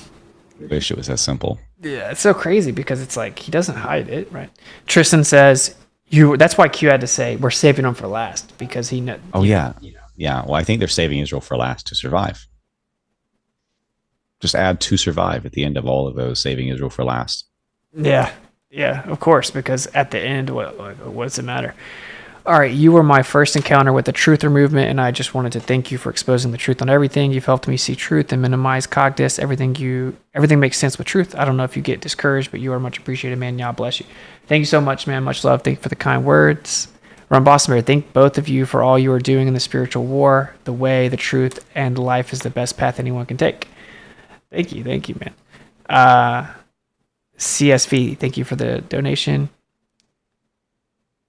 Okay, sorry. There's another one for me, I think. Very generous donation, Duke Luke. Thank you so much, man. Crazy generous. I've been meaning to send this for a while now. I pray you and your family are doing well. I have 2 little girls myself, not much older than yours. Siblings are a massive blessing to each other and the parents. Thank you for everything you do. Yahweh bless you and your family. Thank you so much. Very, very generous. I'll try to not just go through the messages for me. If you have any questions about the topic, We covered a lot of ground. We didn't even get to the shooting or anything today, but there's so much to talk about. Yeah, that's true. The whole assassination thing is just there's so much here. That's why I felt like, dude, if you're down for us to periodically do a show or something, I would totally be down. Be my honor. Awesome, bro. All right, Haste 20. How certain are we that the modern day location of Jerusalem is the same as the Bible's location? There are definitely some discrepancies. Like that's not the temple which was thrown down. That's the temple of Jupiter. It's a totally different building. The Wailing Wall that they're all praying to and humping and incarnating the Antichrist with their sex ritual, because that's what they do. They hold it and they hump. If you look at the Trump video, he did the same thing. Like he's doing the hip motions. He actually got into it. He was into it a little bit. Yeah. I think a lot of people don't know that. A lot of people don't know that they do this like humping motion. It's a sex ritual. Yeah, literally, like with demons. And it's meant to incarnate the Antichrist. They're impregnating the Shekinah spirit, they believe. It's so crazy. So, yeah. Go watch the Trump video again, knowing that. Watch his face. Watch how into it he gets. It's like creepy weird, bro. Yeah, and there's a lot of that. But in terms of like the there are aspects of it where they may have identified parts of Jerusalem overlapping it, but this is not my strongest point. I know there was some, I forget the guy's name, who supposedly found like the Ark of the Covenant in one of those little caves. And then there was Golgotha, the skull of the rock and such. And there was some mysteries under that possibly and such. So I'm not sure if it's the wrong location or if they're just identifying the wrong buildings. Maybe there's so much speculation with it. Like some people think that the Americas are where the Hebrew people were, which is they crazy. were here also. They definitely were over 2,700 years ago. That there are artifacts everywhere of Hebrew people here that were hidden for sure. But Lois and Clark met blue-eyed, blonde, Hebrew-speaking Native American tribes when they were on their travels. That's crazy. And they basically had a dialect of Hebrew, and that's kind of what we see with the Lost Luna Stone and other things is that we had Hebrew-speaking people here, because the Lost Luna Stone is basically an alt Hebrew dialect 10 Commandments that we found in Arizona, I think. I've never heard that. That's wild. There's the Ball Stone. There's a lot of types of relics here in America. When we're surrounding by like megalithic structures buried underground and giant mounds and all kinds of stuff here. Yeah, well, the Mormons think that the Promised Land actually is here in the States, and that white Europeans are people. Now, obviously, the Mormons are wrong about a ton of stuff. I'm just pointing out that is why they came to Utah. Florida may be the original Garden of Eden location because we do have that four-headed river system here. Pretty good argument for it. Yeah, pretty good argument, because it's like every single tree that is mentioned was found there. The gopher wood is literally specifically found there. It's a lot of stuff to it, yeah.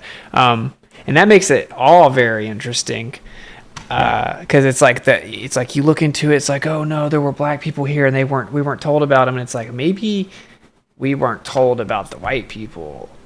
Like that's like the next layer, but people are probably they got to work their way up, I feel like. All right, we got Haste again. Thank you for the super chat. Europeans are the real tribes of Israel, and Jerusalem was most likely not in the same location as modern day Jerusalem. Jesus was a carpenter in the desert. Wood was worth more than gold in the desert. I mean, not really a question, but it's an interesting take. He's basically saying Europeans are the tribes, but that it's not the location that everyone says that it is, which is that really impossible? I mean, the location that they had then, at least the regions are fairly well known, but when they left those regions, when they were conquered, which is mentioned around like Leviticus 26:18 and elsewhere in that context, basically where they had failed God's law and they turned back to idolatry again, and Yahweh had already punished them once, so he punished them 7 times more, and this time is going to be pretty lengthy. And then there's this long wandering where the lost tribes lost their identity, forgot who they were. And Paul mentioned this later. He said, "Beloved, I would not that ye be ignorant of this, but forgetfulness has come in part upon Israel for her sins." So this is where you get all the Nordics and the Vikings and all this other stuff where they're basically all turning to Baal worship. It's a very interesting take when you start to re-examine all like you look at all the prophecies about the Hebrew people, right? And then you start looking at white Europeans. Well, Adam Green will tell you that you should worship the Europeans' original gods, the Viking type Nordic gods. Even though he doesn't really believe in them. Even though he doesn't believe it. But those gods are all basically Baal and his compatriots in that story, Nimrod in that story. And he's essentially just worshiping a Jew, a dead Jew. So a cousin of a dead Jew. That is very ironic. And the irony is that he's saying, I worship a dead Jew, but Jesus was not a Jew. And if Adam could read the Bible, he would know that. Yeah, not a Jew as the way that people say Jew now. Jesus was essentially pre-Irish. Interesting. Yeah. Yeah, see, that's the part I don't know. Like, I don't know enough, you know. I find it very intriguing. That's the tribe of Judah that they became basically Irish and Scottish. Someone told me that they were pretty sure that I was from there because of the way that I look in my last name. You look like it. Yeah. We're probably cousins. Yeah, I'm like, who knows? I'm going to tiptoe around that until I know with some evidence because people are going to get so triggered.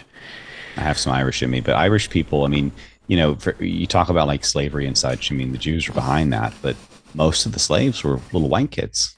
Yeah. Mostly Irish. Yeah. Why doesn't anyone talk? That's also it's an interesting point that like an insane percentage of slave owners, it's like almost 50% of all Jews were slave owners, 90-something% of all slavery in modern times in the U.S. were Jewish. It's like only 2% of quote unquote white Europeans had slaves. It's like, yeah. Why was no one told that the that the ships and the slaves and all of that was Jewish? Yeah. I mean, basically, Jews got angry because Christians ended their slavery and took them away. And that's kind of how history played out. Yeah, who actually freed the slaves? And actually, these white Europeans that are so evil, they went across the world freeing the slaves. They went and made other black people that were enslaving other black people stop enslaving each other, right? Like that's the untold story. It's all very ironic. And we did build some pretty great civilizations. Like, it is definitely a very interesting, right? Because we are, like I said to you right before we got on air, I'm like, people don't seem to ever think about it, but like, white people are the minority in the world, right? Like, you know what I'm saying? Yeah. It's an overlooked fact.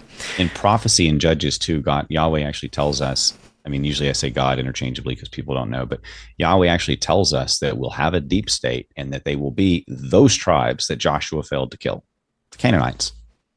So he's telling us we're going to have a Jewish deep state and we're going to get all these blessings or curses depending on if we follow his law or if we let the Jews in. Very interesting. You know what I did was I replaced God with Yah because it's like over time it gets it's like Yah bless, you know, hallelujah. Because I don't even know the full thing. But yeah, I get it. I say God and Jesus when I'm talking to most people because they don't know. We got AP, thank you for the $10. Is there any scripture that points to the Antichrist being one single individual when read in the language as written? Wouldn't it make sense the Antichrist be simply the head of the beast? Well, there's confusion around the term the Antichrist because they're all Antichrist, anyone who rejects Christ. And then the Pope got tired of being called antichristic, so he put the word the in at some point. Essentially, the son of perdition is a specific individual character meant to do certain things and have certain things and feel certain things and express himself certain ways, and then the end.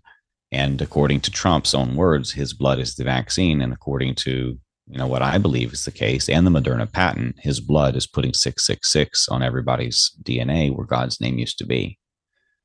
So I think that there is something to be said for that in terms of the beast sitting in the temple already. It's all very interesting. I mean, like, he looked up and said that he's the chosen one. I mean, like, there's so much about it. Like, he's super prideful, super arrogant, boastful, haughty, everything that he's described as, like, you're right, the man of lawlessness, son of perdition.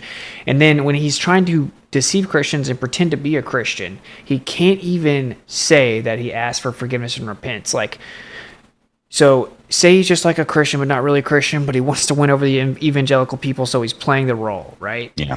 Let's say it's not super sinister, like he could potentially be the son of perdition. Even in that scenario, why wouldn't he just be able to say, well, yeah, I've asked for forgiveness, repent? Because he can't, because he literally is like a demon. He refuses to ask for forgiveness, Dude. and he admitted it. He also, or even pretend that he did, right? Like even Yeah. pretend that he did. That's what's crazy to me. he admits that he doesn't ask. You know, Yeah, he had to make it a point that you knew that he was so good that he didn't have to do that.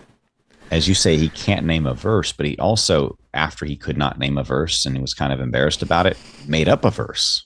Yeah, about bending the knee to envy or something. I bend saw not that. to envy, which Yeah. maybe he's reading the Talmud that day. I don't know. And when he said that, he basically just started bragging about how other people were envious of him anyway. That's all he was saying.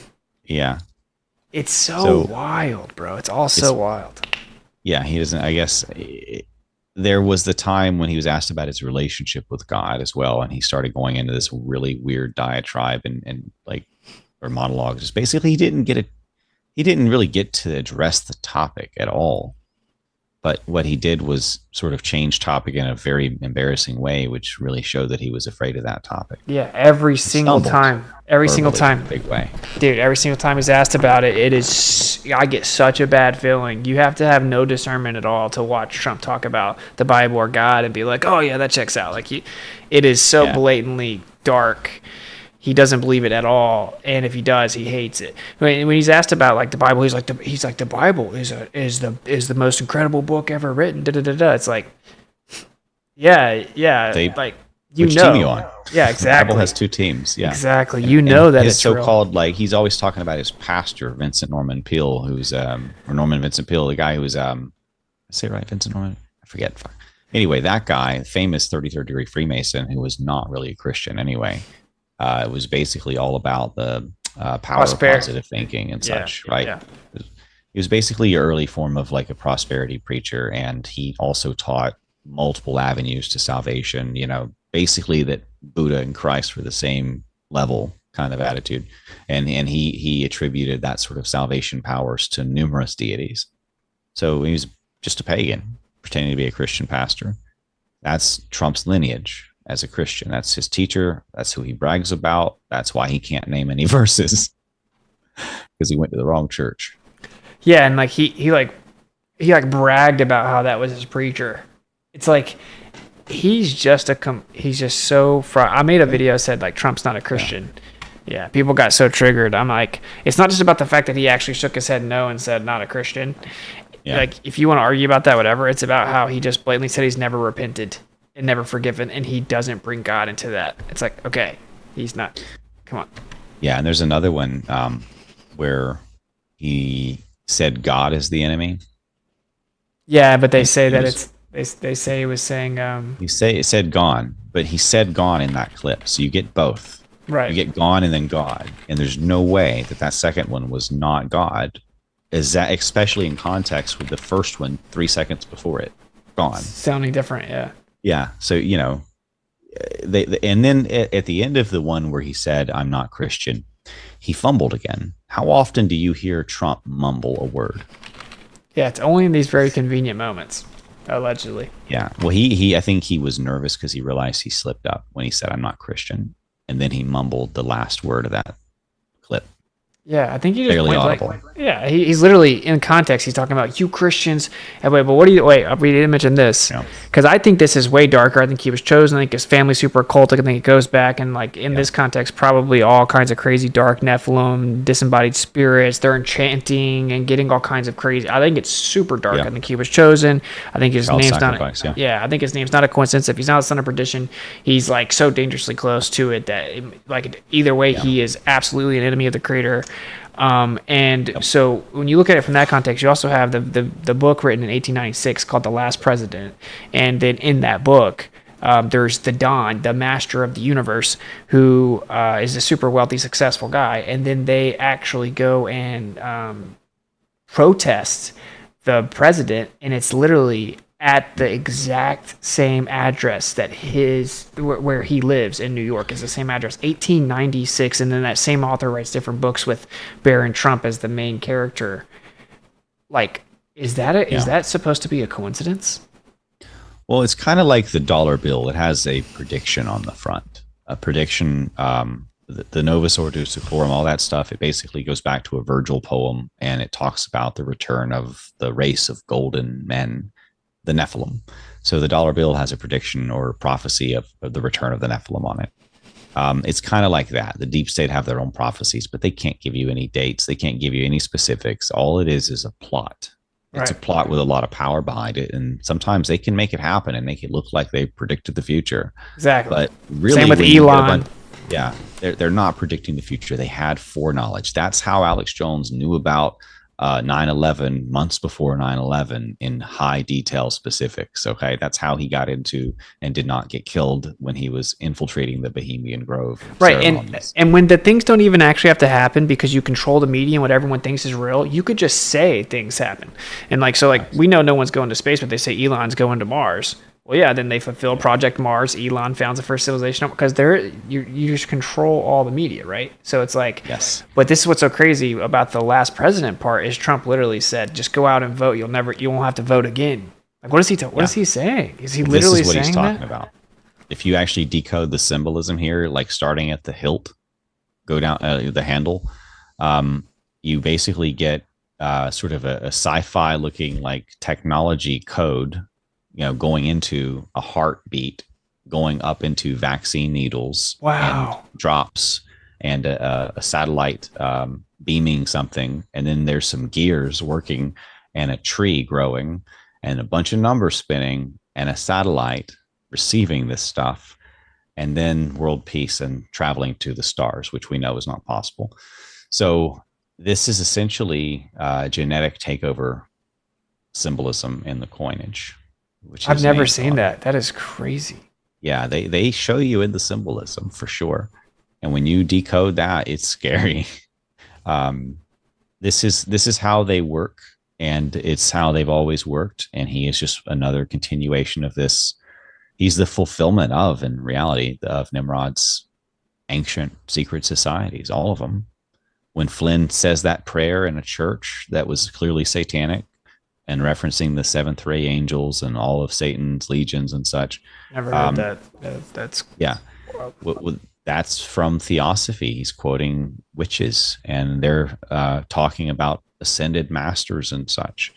And that all goes back to the worship of Nimrod and the invocation, incarnation of these things. Not really. It's not fair to say that they worship him so much. The true gods of their religion are the fallen angels that Nimrod worshipped. He not brought the it offspring. Back. Yeah, exactly. But Nimrod was their role model. He was their god king. He was their the chosen of Satan.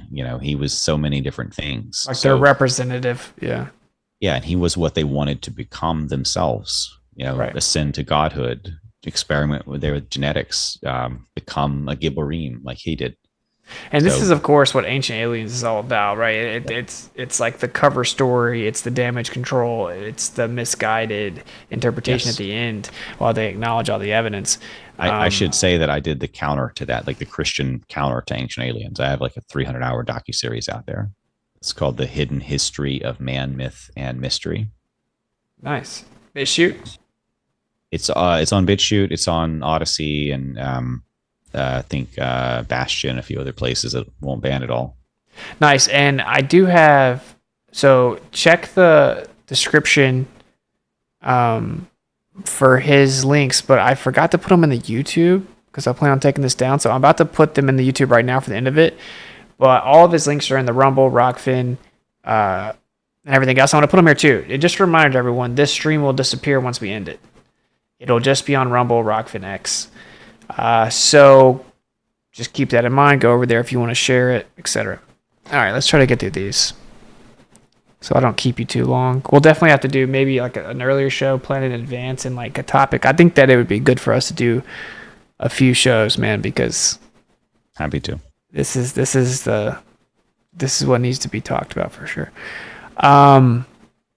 Is there any scripture that points to that we read that? Yo, bro, check your email. What's your best email? Witsit@protonmail.com. Zora, thank you for the $10. Found you through your discussion with Harrison Smith. You're the man, bro. Let's keep doing God's work and carry the weight from Rob Skiba. Any thoughts on debating Andrew Wilson on orthodoxy? I don't know what you mean. Like, any thoughts on it? Like, would I do it? Maybe. Yeah, I mean, I have to think about the exact parameters of it, but yeah. I think he said he's open to having me on his platform to discuss FE. Not against him though, but okay. And that's a big win, by the way, because he's not big on FE and says I'm a good debater. Doesn't want me to talk about that anyway. Justin Carlson, thank you for $20. Have you researched Little Season yet? I'd love to hear your takes on it. Pair with all this Revelation 20, Satan's Little Season. Okay, so I'm doing that deep dive now. I've heard the theories that it's like this little, Tartaria age, that a lot of people believe that the mud floods and the buildings and such that we're digging up came after the flood. I don't think that they did. I think that they're from the flood. So I don't believe that we have seen the millennial reign, and I don't believe that we've seen the little season. Yeah, it would be crazy. I will say it is interesting. There are interesting parts of it. I don't think so either. I agree with you, but it's getting really kind of like popular right now. But it's interesting is this idea that he's still that Messiah is still reigning towards the North Pole. It's intercepted. It's intercepted with the cosmology thing, and that's why it's really gaining traction. And basically, I know that was a weird one for me to see. So I'm not completely foreign to it. I have some people I really respect that keep bringing it up to me. I do not think that it's correct. I think that there are many different ways that you can use the Bible to show that it hasn't happened yet. There's some pretty specific things. The world has to be resurrected from the dead. We get some pretty long lifespans. We get glorified bodies. Christ will be reigning over a world government directly himself as king, high king, whatever form he takes, and high priest, etc. There's a lot of stuff that just are not yet fulfilled. And they would say like that happened, and then that's where you get that 1,000-year deception, and which is a real thing, right? We know that there seems to be a 1,000-year deception, but then Satan gets loose and he's deceiving all the nations while he's still actually there reigning, and we don't know about it. The problem with it is it's just like an unfalsifiable. You get to kind of make everything up, and there's some major things. The thing is, like, you're like, wait, but this has to happen. They're just always going to say, well, yeah, but we're in the little season, right? Like, Satan's deceived the whole world. That's why no one knows about it. And then they get to bring out, I mean, look, the whole world thinks the Earth's a globe for the first time in history. And so, they're really big on it. But I will just say, be open to changing your mind if you think that, just like I would suggest people be opening-minded to look into it. All right. Also, check out Sean from Kingdom Context has good work on that. Zora, check out the mystery with my Armenian culture too. It's insane, almost like the Jews replaced Armenian with jewelry, history, geography. Armenian with jewelry is what you meant to say, but a lot of horrible things happened in Armenia. Yeah, man, genocide that's like just forgotten. All right, Jake D. Austin, great stuff. Have you considered having a Muslim on that maybe has the ability to be objective and have a conversation with them about current events and what we have in common with them? Yeah, I'd be down. I was thinking about doing a show with Sneeko, maybe like that. I was thinking about reaching out to Sneeko and seeing if you want to talk about that. I don't have like major beef with Islam or Muslims per se, right? Like I love anyone that loves the creator seeking truth. I think they're wrong. I think they're wrong about certain things. I think that we were lied to about them. I think the West was definitely lied to about quote unquote Muslims. But yeah, I'm open to it for sure. AP, I was hoping to have you cite scripture on my question, or at least maybe Stillman, that the Antichrist, last son of perdition, is not a single person. Christians need to be aware there isn't one evil person. It says that there are many Antichrists. It also says that there is a son of perdition, a man of lawlessness, right? Iniquity, the very same word used. So it's like, it does specifically say a specific figure. People mix those up, and then they are correct to say that there are multiple antichrists because they put the word "the" in, but then they mix it up, and then the son of perdition becomes the antichrist, but he was just one of many antichrists. So I think it's a simple mistake to make until you study it. Yeah, and then like basically the idea of like he's saying like the beast being kingdoms or something more like that. It's like the thing is that it's not mutually exclusive, is what we're trying to say. And it's same thing with there are multiple antichrists, but there is a son of perdition, specifically man of lawlessness. It's very clear about that. Yeah, and he was right. He was and is to come. So which is the antithesis of Jesus, who was and is and yet will be, and yet will come. So there's two of these figures, and then there's the Jesus. There's the antithesis. There's the Son of God, the Son God. Yeah, for sure. There's definitely a central figure. All right, Jackson. Thank you for the $10. What about the vax being put in the lettuce and bananas? How can we stay pure? I don't think that injection is the same as ingestion by any stretch of the imagination. I don't even think it's remotely close. Yeah, I mean, I'm growing 90% of my own food. I'm very self-sufficient, independent, and I still struggle with this. And I don't know what to say except for in prophecy it says that all flesh again would basically be destroyed if Jesus and Yahweh didn't act quickly. So we're there, I think, where if they don't act soon, no humans will be human. Yeah, that's pretty crazy. But I do think for sure, like, there's a difference in injecting something into you, and then like there's definitely a big difference there. And Sure. I think also like we talked about, consent's a really big thing. And regardless of what we want to say, like almost everyone that took the vax 100% consented to it, right? Like they went and took the vax. Like very rarely, except for some children, were people literally forced to take it. That's just the cold hard truth and reality of the situation. Yeah. Any word? What do you think about Trump's devolution, continuity of government, good or bad? Probably bad. Basically, like I guess he's saying like. So there is a COG, there is a Patriots in Control truth hidden in that Trump is doing some stuff behind the scenes with certain government aspects and executive orders and stuff where he will come back into power. I've been saying that for about a year now. Like all this Q stuff is going to show is real because he's going to, the right hand's going to come in miraculously somehow and win the day and save us from the left. So Trump's either going to win the election or we're going to overthrow Biden if they cheat somehow. I mean, I don't know what the plan is exactly, but he will be back in office. He will have the power, and then he will use that power to behead some of us, basically, for keeping the word as so-called anti-Semites. He's already promising to do that. He's going to bomb the hell out of what's left of Gazan babies and go after China and Russia, etc., and basically start a bunch of Christian on Christian brother wars. And that would definitely be crazy, right? Because his whole sales pitch and what everyone says is like he's the only president that didn't get us in a war, and the whole Prince of Peace. Listen to him. He's talking. He's basically promising to nuke China and Russia and go after. He's threatening Gaza already, even though he's not president. Yeah, and we all know that they're clearly setting up the whole Iran situation, right? The spearhead everything else. I call it the Zelensky method. So they basically just put a puppet in presidency in Ukraine and then have him ship off all the white people to the front lines, man, woman, child, elderly, cripples, infirm, everybody. And then as that works and they're being chained to the trench walls and being gunned down and force marched into artilleries and landmines and such, then he brags at the same time about multicultural new Ukraine.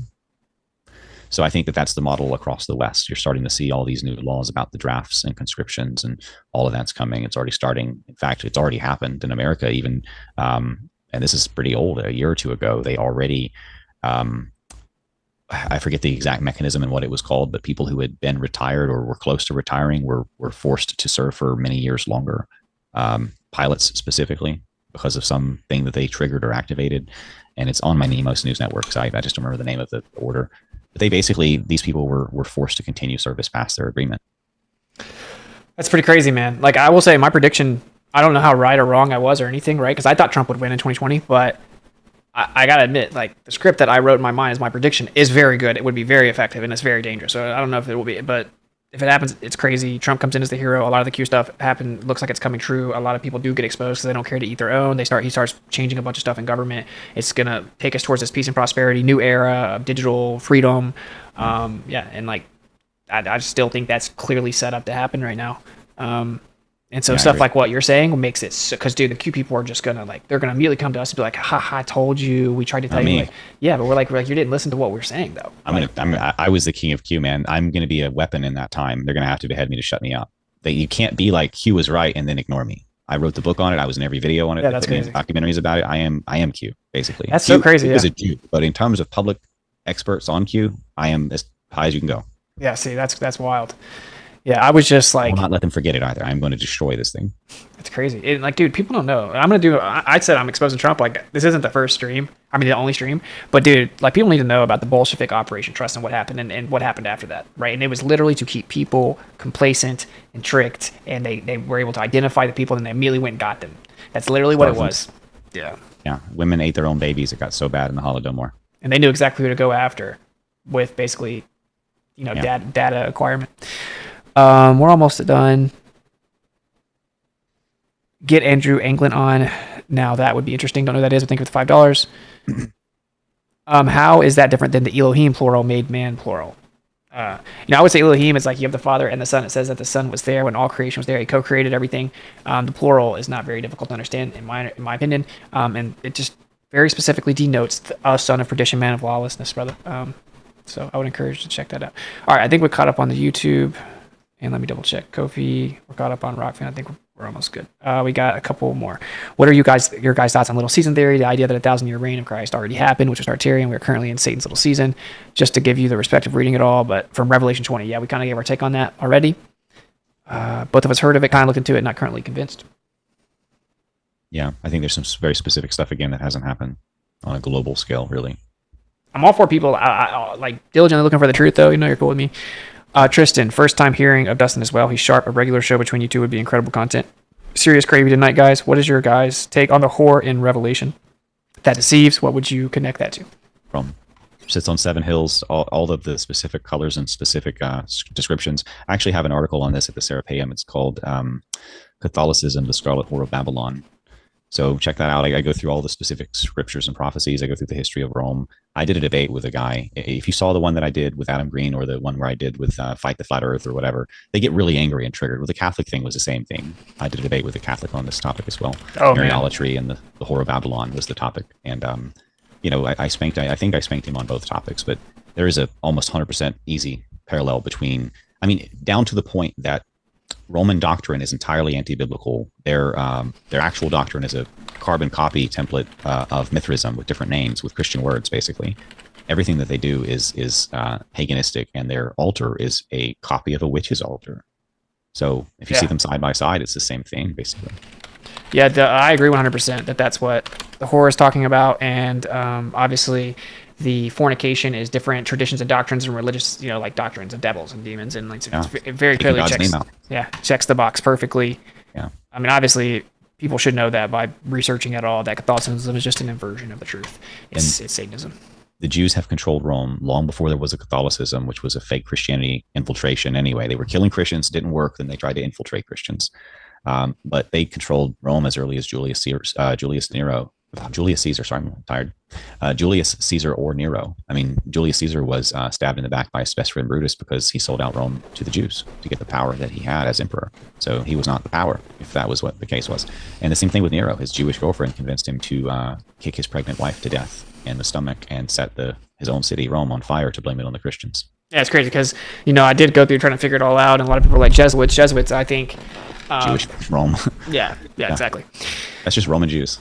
Yeah, very crazy. So we covered a lot. I thank you for staying so long, man. Like I said, I'm down to do it again. Yeah, basically, it looks like Trump could be the son of perdition. He's definitely not someone that you can trust, and you need to look into the group of people that he's promoting. Who really are they? They've been called the name stealers forever. They've done crazy, demonic, cannibalistic practices forever. They come in and subvert. They hate you. Just look at their actions, and you may be surprised that they're actually the people they accuse the Christian world, the Western world of being, which is Edom. So do you want to... Their ancestors were giants with cone heads and 6 fingers and 6 toes that ate babies. And that's just intense and it's very wild to put together that those are the people, and they're just smaller now.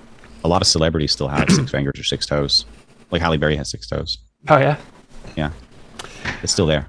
That's pretty crazy, man. It's all so crazy. Yeah. Thank you for having me on tonight, Austin. Yeah, man. Give your little last spill, whatever you want to say, wherever you tell people to find you. I got your link pinned at the YouTube. I got you in the description. You're in all the other videos. But plug yourself. Say whatever little closing about what we talked about you want to, man. Free reign.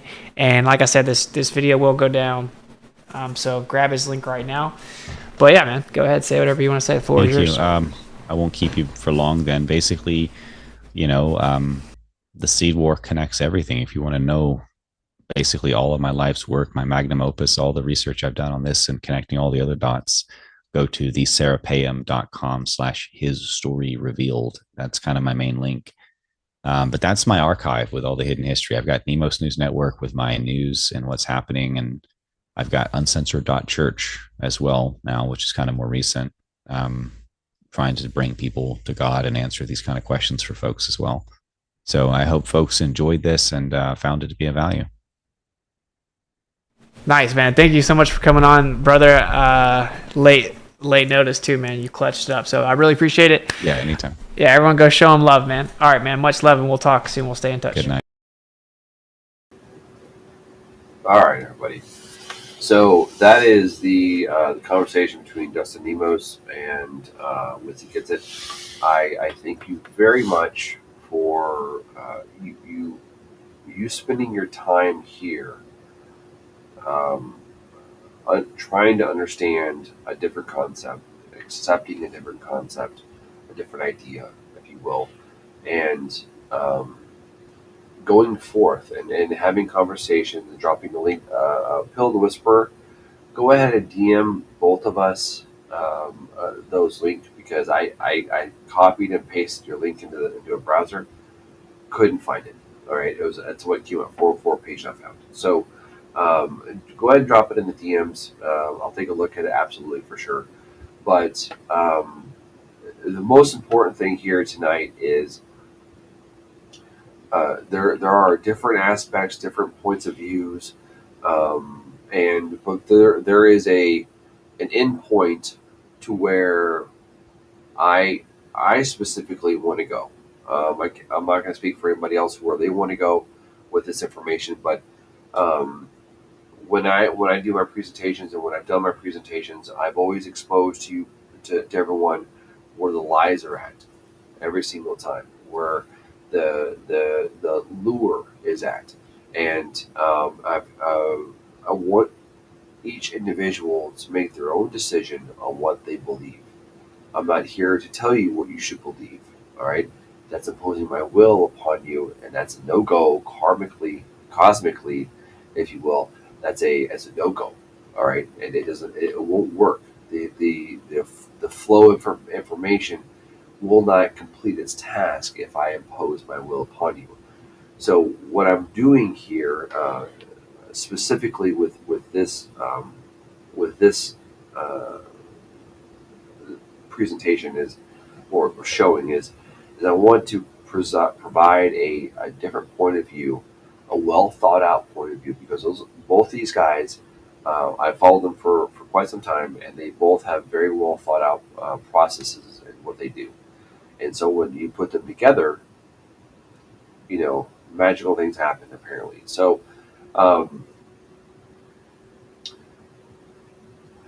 this is just the start of a multifaceted point of view or presentation, if you will, of what I think is going on. Salty and I are going to correspond each other because we think very similarly, and we have a very similar message, but we have a slightly different way of presenting said information. So, excuse me, which is totally fine, and it's encouraging to have that. But what I really enjoyed is the interaction that there was in the chat, and the individual thought, the corresponding, the link dropping, and all that kind of stuff. That is what provides, and that is basically a foundation for us to go forth and find out our information. Now, if you when you're going through your information and you're like, oh well, I don't like this or whatever it is, hey, you know what? I'm not going to say that you're a fucking idiot for not agreeing with the information. All right, that's not where I'm going to go with this kind of shit. But where I'm going to go with this is I'm going to connect A to B, B to C, C to D, D to E. Okay, I'm going to lay it out to you guys like I've done most of my presentations. I lay it out for you guys, and I make it very easy to digest the information. I think between Dustin and Austin, there was a lot of things that were talked about, throughout the entire conversation. But for most part, I think people could comprehend it, could digest it, and then mull on it and see if they like it or they reject it. That is the aspect of converse. That is the aspect of people coming together. Is that we allow these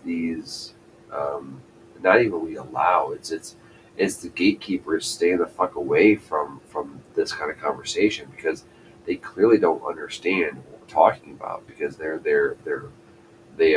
gatekeepers are very stubborn and hard-headed about what they believe, and very fanatical about what they believe. And I'm not talking about spiritual belief. I'm talking about political belief. And we've seen throughout time and time and time again that those that have the massive fervor for political belief have brought the most destruction upon people themselves. All right, that is a fact, and I don't want that to happen to this movement, to these people, to you out there, to this platform. You know, this is a free speech platform, and I'm going to push that. Apparently, I have one person on D Live. I think. I think I have one person on D Live. So if you're there, I appreciate you being here. Welcome. Um, uh, I'm going to have to figure out to see who you are in the chat, and I'll look at myself later. But um, how do you? I want to present this question to everybody out there. How do you define growth if you close your mind off to additional information? And you don't have to respond to it. All right, it's a thought process. It's a thinking exercise. How do we move forward as a collective if we have people who are so ground, so steadfast in their beliefs that they don't want to think of anything. They can't think of anything. It's not that they don't want to. I mean, it's a literal mind block. They can't think of any other way in people, right? So, but I encourage you to keep your open minds, keep thinking of different ideas, keep mulling around. Things that I bring to the table, things that Salty brings to the table, things that Braid Pod brings to the table. There's a new guy on here, Homeboy. I saw some of his stuff, and I think it's pretty good so far, what I've seen. Hopefully, he comes back on and does more showing of his stuff. But when it comes to this is not easy information to share with people in general, solely because of the amount of pushback that is done with this information, opposed to the mainstream pilled and True Social. It seems to me that, and that seems to me, but I see it very clearly, that if I specifically, apparently I'm much more popular in the anti whatever movement to watch out for than most people, but yet I encourage open thought, and I encourage open conversation. I actually provide a space for that, but somehow I've been deemed a demon in this movement, and the MAGA movement, that I'm just a black pillar in the center. But I ask questions. All right, that's the only thing I do, is I ask questions, and then when I bring presentations, I actually bring sauce to the presentation, and that's what these fucking gatekeepers can't handle, is because they don't refute what I say and what I bring to the table. They conjecture and assume that I'm a X, Y, and Z person. When reality is I'm an independent thought individual, which I encourage everyone here to have their own independent thought and bring their thoughts to the table for all of us to discuss, and to figure out what is the best avenue for us as individuals and as a collective to go forward and to be the best for everybody. That's a hard conversation to have, because there's a lot of individuals who have certain criteria or certain markers which you must meet. If you're not, for example, a big one here on this platform is, if you are not a pro-MAGA individual, if you're not on the Trump train, or if you take down your Trump flag, then fuck you and get the fuck out of pill.com. That is the general consensus. I have I have actual evidence of that being said. That certain people have pushed individuals out of this platform because they don't believe what the majority of the main content creators on on this platform here, and everybody knows who they are. If you don't believe what they say or if you don't follow what they say, then it's a big fuck you. I keep saying this. There's more people who listen to what I say, and then they go about doing their own research, and they come back to me and they say, "Holy shit, dude, you're correct." And they don't like you. I said, "Yes, because I bring the truth and I call the fuckers out. That's why they don't like me, and I call them by name." So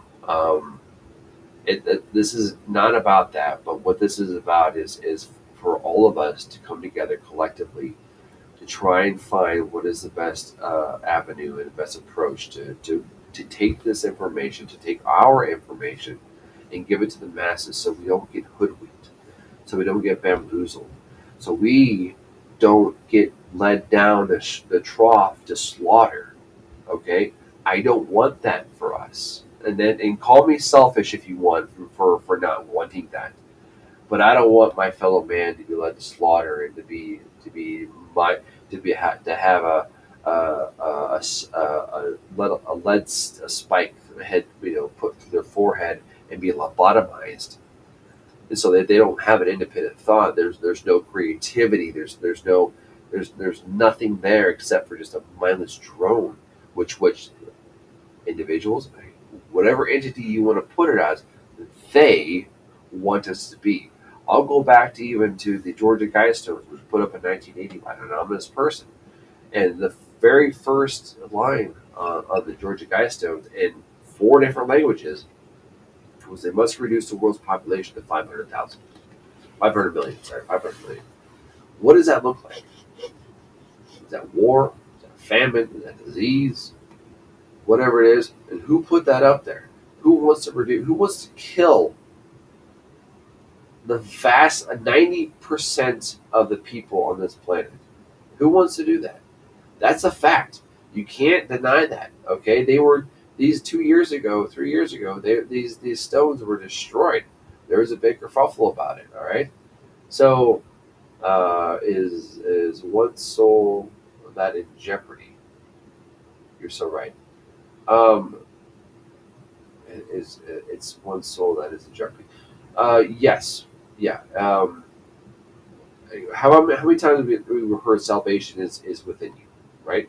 Salvation is an individual thought and all that kind of stuff. So I don't want to keep mulling on about this.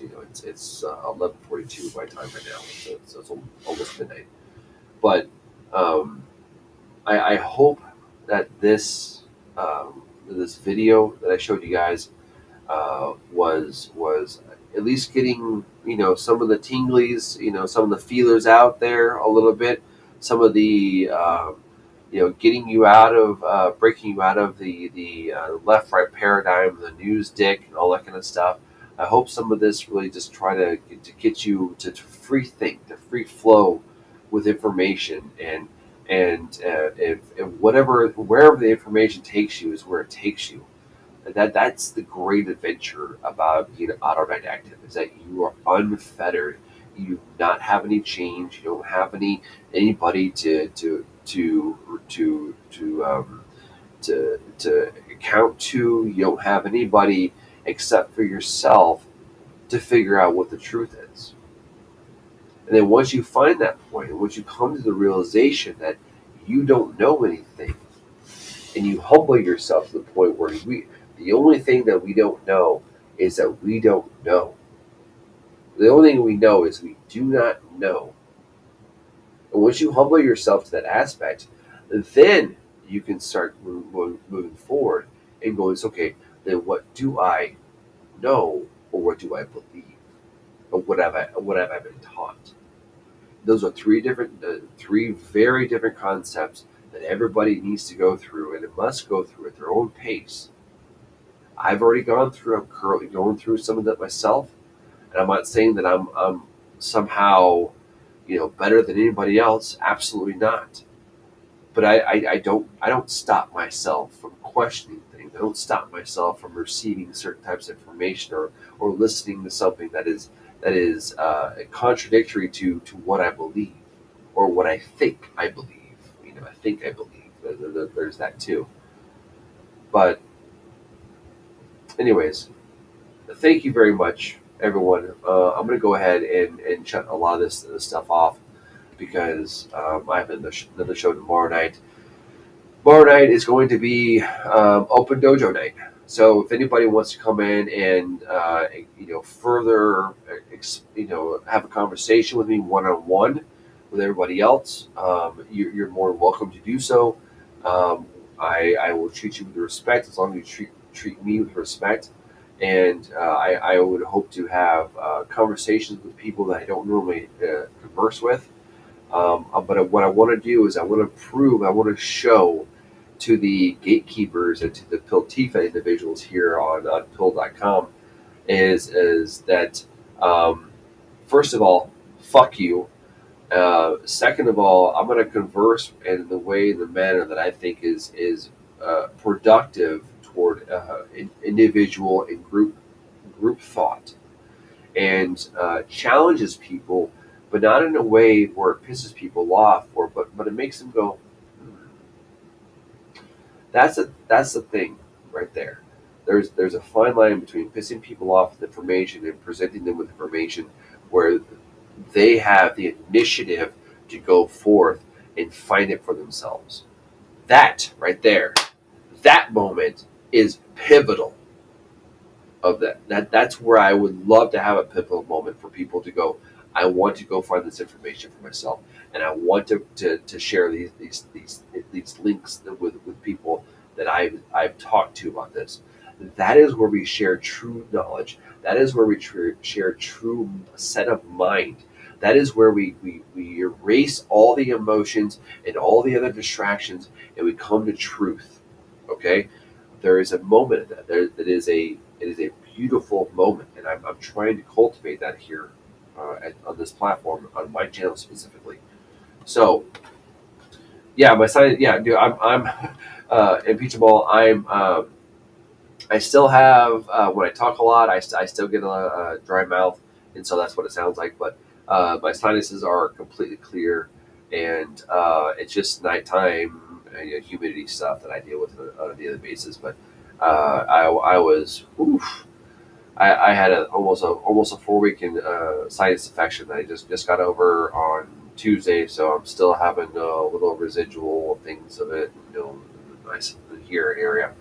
But the point is I encourage open thought. I encourage people speaking their mind, despite whomever says anything, and I want to be a catalyst for that. I want you guys to feel comfortable coming onto my channel, or DM me stuff, or emailing me stuff about different ideas, different concepts, and let's talk about them. If I don't understand it, then most likely what I'll do is I'll invite you onto my channel so you can explain it to me. Because there's only so many, there's only so much stuff you can, in the links you can put in the channel. There's only so many, the characters you can put in the chat and stuff like that. But what I like is an unfettered 20 to 25 minute rant of your point. That is beauty. That is truly understanding a concept, is allowing somebody to rant for up to 30 minutes at a time for something, and then going forth and extrapolating those ideas. But anyways, thank you very much, everyone out there. Tomorrow I'm going to have open the Dojo Master. This guy right here is going to step on the mat, and I encourage anyone out there, anybody out there, all the haters and all that kind of stuff, if you've got the balls to step on the mat with me and have a conversation with me tomorrow night, then the chat, the guest link will be in the chat, and I will accept you, and I will respect you. I will, but most importantly, I hope you bring respect to the channel. Otherwise, because any dojo you go into, it's all about respect. It doesn't matter who you are, your skill level. It's all about respect. And I'm going to respect you as long as you respect me. And if you don't respect me, I'll just kick you the fuck out. And but the thing is I'll make you look like an ass. If you don't want to respect me, I'll make you look like an ass before I kick you out. And that image will last a lot longer than mine. So um, that being said, all 13 of you, all 70 of you who stopped in and said hello, or at least see what I was talking about or what we were talking about, I do appreciate your time. Your time to me is so important. People do not value individuals' time as much as they should, because there is a slew of other places you could be tonight, but you decide to be here with me, learning, understanding truth, and expanding your mind to hopefully have a better outcome in life, and a better understanding of what is around us, what is going on, and everything else. So with me, you always get the truth, you always get respect until otherwise. But I will always I will always treat you with respect. And if you have a point to bring on, whenever I have my open dojo, anybody out there in the chat who's still listening is always welcome to step in and speak their piece of mind, because I value, and I think your voices are equally important to anybody who has 700 or 800 people or 400 people constantly watching their show. There's no voice there. And when you have that many people, everybody is focused on one entity, and everybody's focused on one message. There's not any independent thought there. There's a lot of lack of thought, to be honest. So thank you very much, everyone out there. I'm going to go ahead and do my normal thing and give you this and some music in the background. I think we're going to go with a little bit of hip hop, little upbeat from tonight, because tonight can be a little bit downing.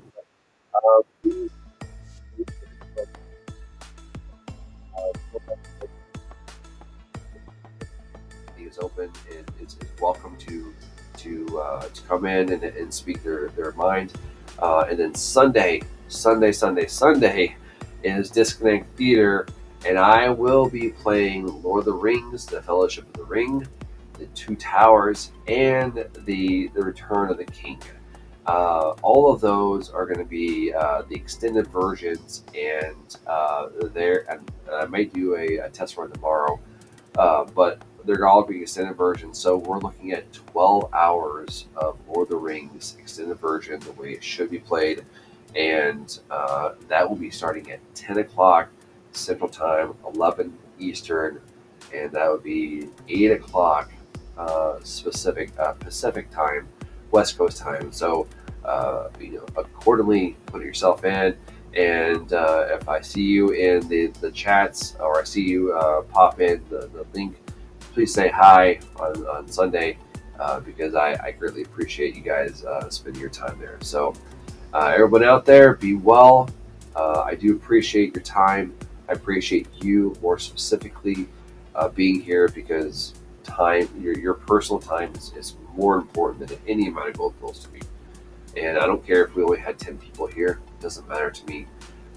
It is phenomenal that you guys are willing to stick through this and maybe get some of the fifis hurt, which I understand.